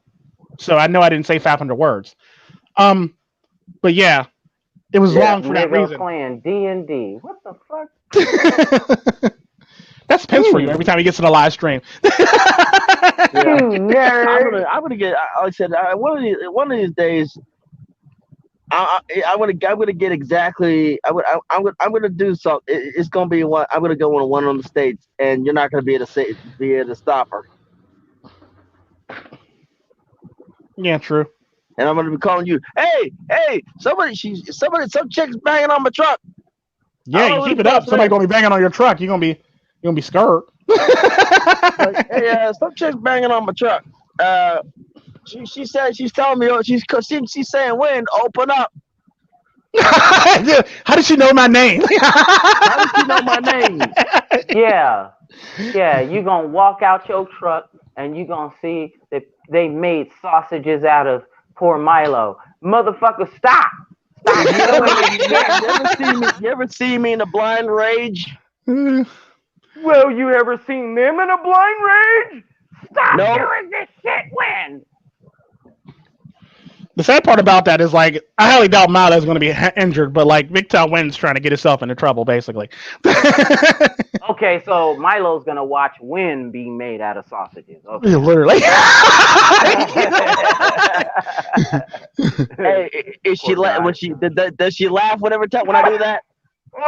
Not every time, no. She sometimes she gets a little agitated, but yeah, His brother's reaching. I know, right? Oh my god, I didn't know. And she knows Before what I look like I too. let go. And she knows what he looks like. You wrong. Because he happened to have a truck. He happened to have a truck stop. He actually had to be at a layover in the state that we were in, and she basically found him. and actually found the actual truck yard that he was actually in, and took pictures of his truck and took pictures of him while I was walking Milo to the bathroom, taking him out to the bathroom. Yeah, so like he's literally playing with fire. Like, he's literally playing with fire. Yeah, brother. You better be like the time I movie. set my house on fire. It doesn't matter. It's like You better be like the movie Speed and keep rolling over 50. Right? You better keep that bus rolling. Because if you don't keep that bus rolling, kablowie. Bruh. You know what I'm saying? Because, stop. Bro, you're reaching. God damn it. I'm trying to tell you something. I'm pointing at your metaphorical head right now. Like, stop reaching. God. Oh, man. Oh, damn, we've been going on for 3 hours now. Shit. And we have 3 hours is cool, okay? Huh? 3 hours is cool. We've been going on for like 3 hours now. Holy shit, this has been too fun. On for another like between the comment section and 5 hours. all these talks and watching Pence play a video game. Finally, towards the end of the damn live stream, he's playing video games. Finally, I usually joke about it, like because somebody will come in the live stream at the beginning of the live stream. Wait, who's playing video games, Pence? Why is he playing video games? He said he's not coming in the live stream unless he plays video. Now he really don't say that. I just make that shit up though. But he said he's not coming in unless he plays games while he's in. Basically, I go, well, that's not fair because I'm not playing games. I just like picking on Pence though. I just like picking on Pence though. But yeah, we might as well just wrap this up then, since we've pretty much been going on for like a few hours now. All right. Y'all want to do your outros? Yep. Boom! Okay. Who wants? I don't really have an outro. Well, we'll save you for next to last then, so you can think of one. We'll do Psychesoap and MiGTOW win, then we'll do Pence, then we'll do you. That's some bullshit. Why I gotta go first? Because I ain't got enough victim points, Negro. Give us a roundup of the topics. Because Pence is going next to last because he really doesn't have one either. Give us a sloppy roundup so I know what was. And you and MiGTOW win. You and MiGTOW and the win always have one on hold. So that's why. No, that's. And Double I's not here no more, so therefore Double I can't do an outro. So you're up. Nah, I'm mad at you guys. Well, fine then. MiGTOW and the win go first. All right. This is MiGTOW and the win. Don't let yourself. Actually, if you go into the jungle, pick the biggest, baddest, meanest tigress and poke her with a stick. Don't listen to him. Don't listen to him. You are not the Tiger King, and you will end up dead. Like the Tiger King. Psychesoap. Don't forget the wash behind the cerebral cortex, the medulla oblongata, and the frontal lobe. Red pill. Oh hell. Damn. Red pill. Mind powers. Fucking Rose. Just gotta be fucking Rose. I wrote for myself. Red pill. Mind powers. Keep the mortar in between the stones. Okay. Don't forget to plant the rose bushes underneath the windows. Don't forget to poison ivy in between them. So that somebody tries to break in the window, they got some itchy balls and they got cuts all over themselves. That's it. I'm gonna go to your channel now and I'm gonna find a good roasty one.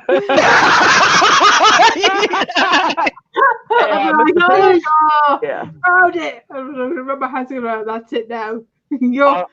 Honorable Mr. Pence. Make sure you padlock that door open. Don't let that door cut shut. Tico, Tren, get steel wheels on the tracks. Shine it side up, and don't let it get out. Don't let it get hijacked again. Oh Lord, whatever. I'll never live that shit down. AKA Lost Dad. Leave a compass for your kids, and don't forget your eye drops. Go Psychesoap. This fool. Win. Yes. 3 hours later. What? Did you expect anything less from me? Yeah, no. Tough act. You're a tough act to follow, fam. Yo, share this video to Mid Needed a Red Pill, whatever the fuck. Yo, like if you stumbled upon this video, made it this far, man, you better get them likes up. You better watch that Roni, boy. You better watch that motherfucking Roni. Shit. Subscribe, bang the bell. You want to see us again? Yo, favorite all our shit. Yeah, Rose 2 with your goddamn victim point. What the fuck? Yo. Donate to all veterans. I had to say that. All right. Donate to all veterans. You know what I'm saying? In your country. And, yo, you can make it local or national or world. It does not matter. You know what I'm saying? Or channel improvements, whatever. But, we're all one big brother. Except for you, Rose. Oh, damn. You said on one, you heard another, and that to me is brotherhood. Bam! Bye, nigga. Bye, nigga. Sit down.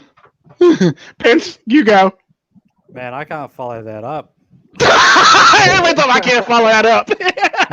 That's making it harder and harder, right? I just have to go with the old and true, just the Pence rule works. That's it. Plain and simple. Tico. Yup. 10-4. I'll give you that. Definitely. True story. To that. Rose Blades, aka Red Pill Mind Palace. It was a blessing having you. So you're going to get to do an outro now. Okay. Like and subscribe this stream, okay, guys? Share it. And yes, I'm not a little boy or trans. It's actually Rose Blades here.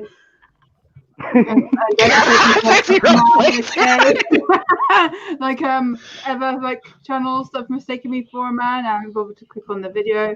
Yeah, you're a scrub. No, see clowning people now. Just jabbing motherfuckers, right? Just straight stiff arming motherfuckers. Like, bam, take that. Really? Like, P. Diddy, take that. That's fucked up. Shit, even worse, she faced Evans. Right. Oh, shit. Fuck? Go ahead, Rose. Finish off. Yeah, I'm done. Oh, okay. This is Tico Tren, aka the Internal Sadist. It was a pleasure having our special guest, Rose Blades, aka Red Pill Man Palace, on the show. Like always, it was a pleasure definitely having MiGTOW on the Wind, Pence Rules, and Psychesoap. And you know me, nigga. And my two co-hosts that conveniently couldn't stay long enough to give their damn outros. Yeah. Yam over here and fucking Lost Dad over here. They had to leave us. They had dignity. They had dignity. Yeah, so do Yam, please. No, he didn't stay long enough to even remotely get a say. No, he didn't even stay long enough to get a shout out. Fuck him. But the sad part about that, the neat thing about that is I enjoy doing these, and I enjoy doing no Oxshit, and I love when it actually goes this smooth, and everybody follows the fucking rules, and I ain't gotta yell at nobody to follow the damn rules. Love it. What are the rules? The rules are Laugh. be respectful to everybody on the panel, and if the person's not here to defend herself, don't talk about them, and don't drag people's children into the topic because their children had nothing to do with this. Yeah, Laszlo had a lot to do with the rules, man. Yeah, he's a child though. He came up with the rules. That way people can't say I'm being too strict. I got my 6-year-old to come up with the fucking rules. Meanie. Fucking meanie. I'm not a meanie. No, I'm not a meanie. He's the one that came up with the rules. Meanie. Oh, Laszlo's a meanie. I'm gonna tell him you said that. I'm not a meanie. I'm Laszlo. That's exactly what I'm saying. I'm not a meanie. I'm Laszlo. Yeah. I'm gonna leave for 5 months and then come back and say fuck MiGTOW Dictionary. Oh, good lord. No, it's MiGTOW Dictionary. Y'all have a blessed one before this turns into immoral debauchery, and I get flagged by Susan Wojcicki. For this goes a little too damn far. I know. Like it's a okay stream, therefore don't flag it, please. Right. Yeah. So, but the thing is though, like but yeah, y'all have a blessed one. Be good. Have a good night, morning, and evening. I'm gonna pick on someone else. No, she didn't.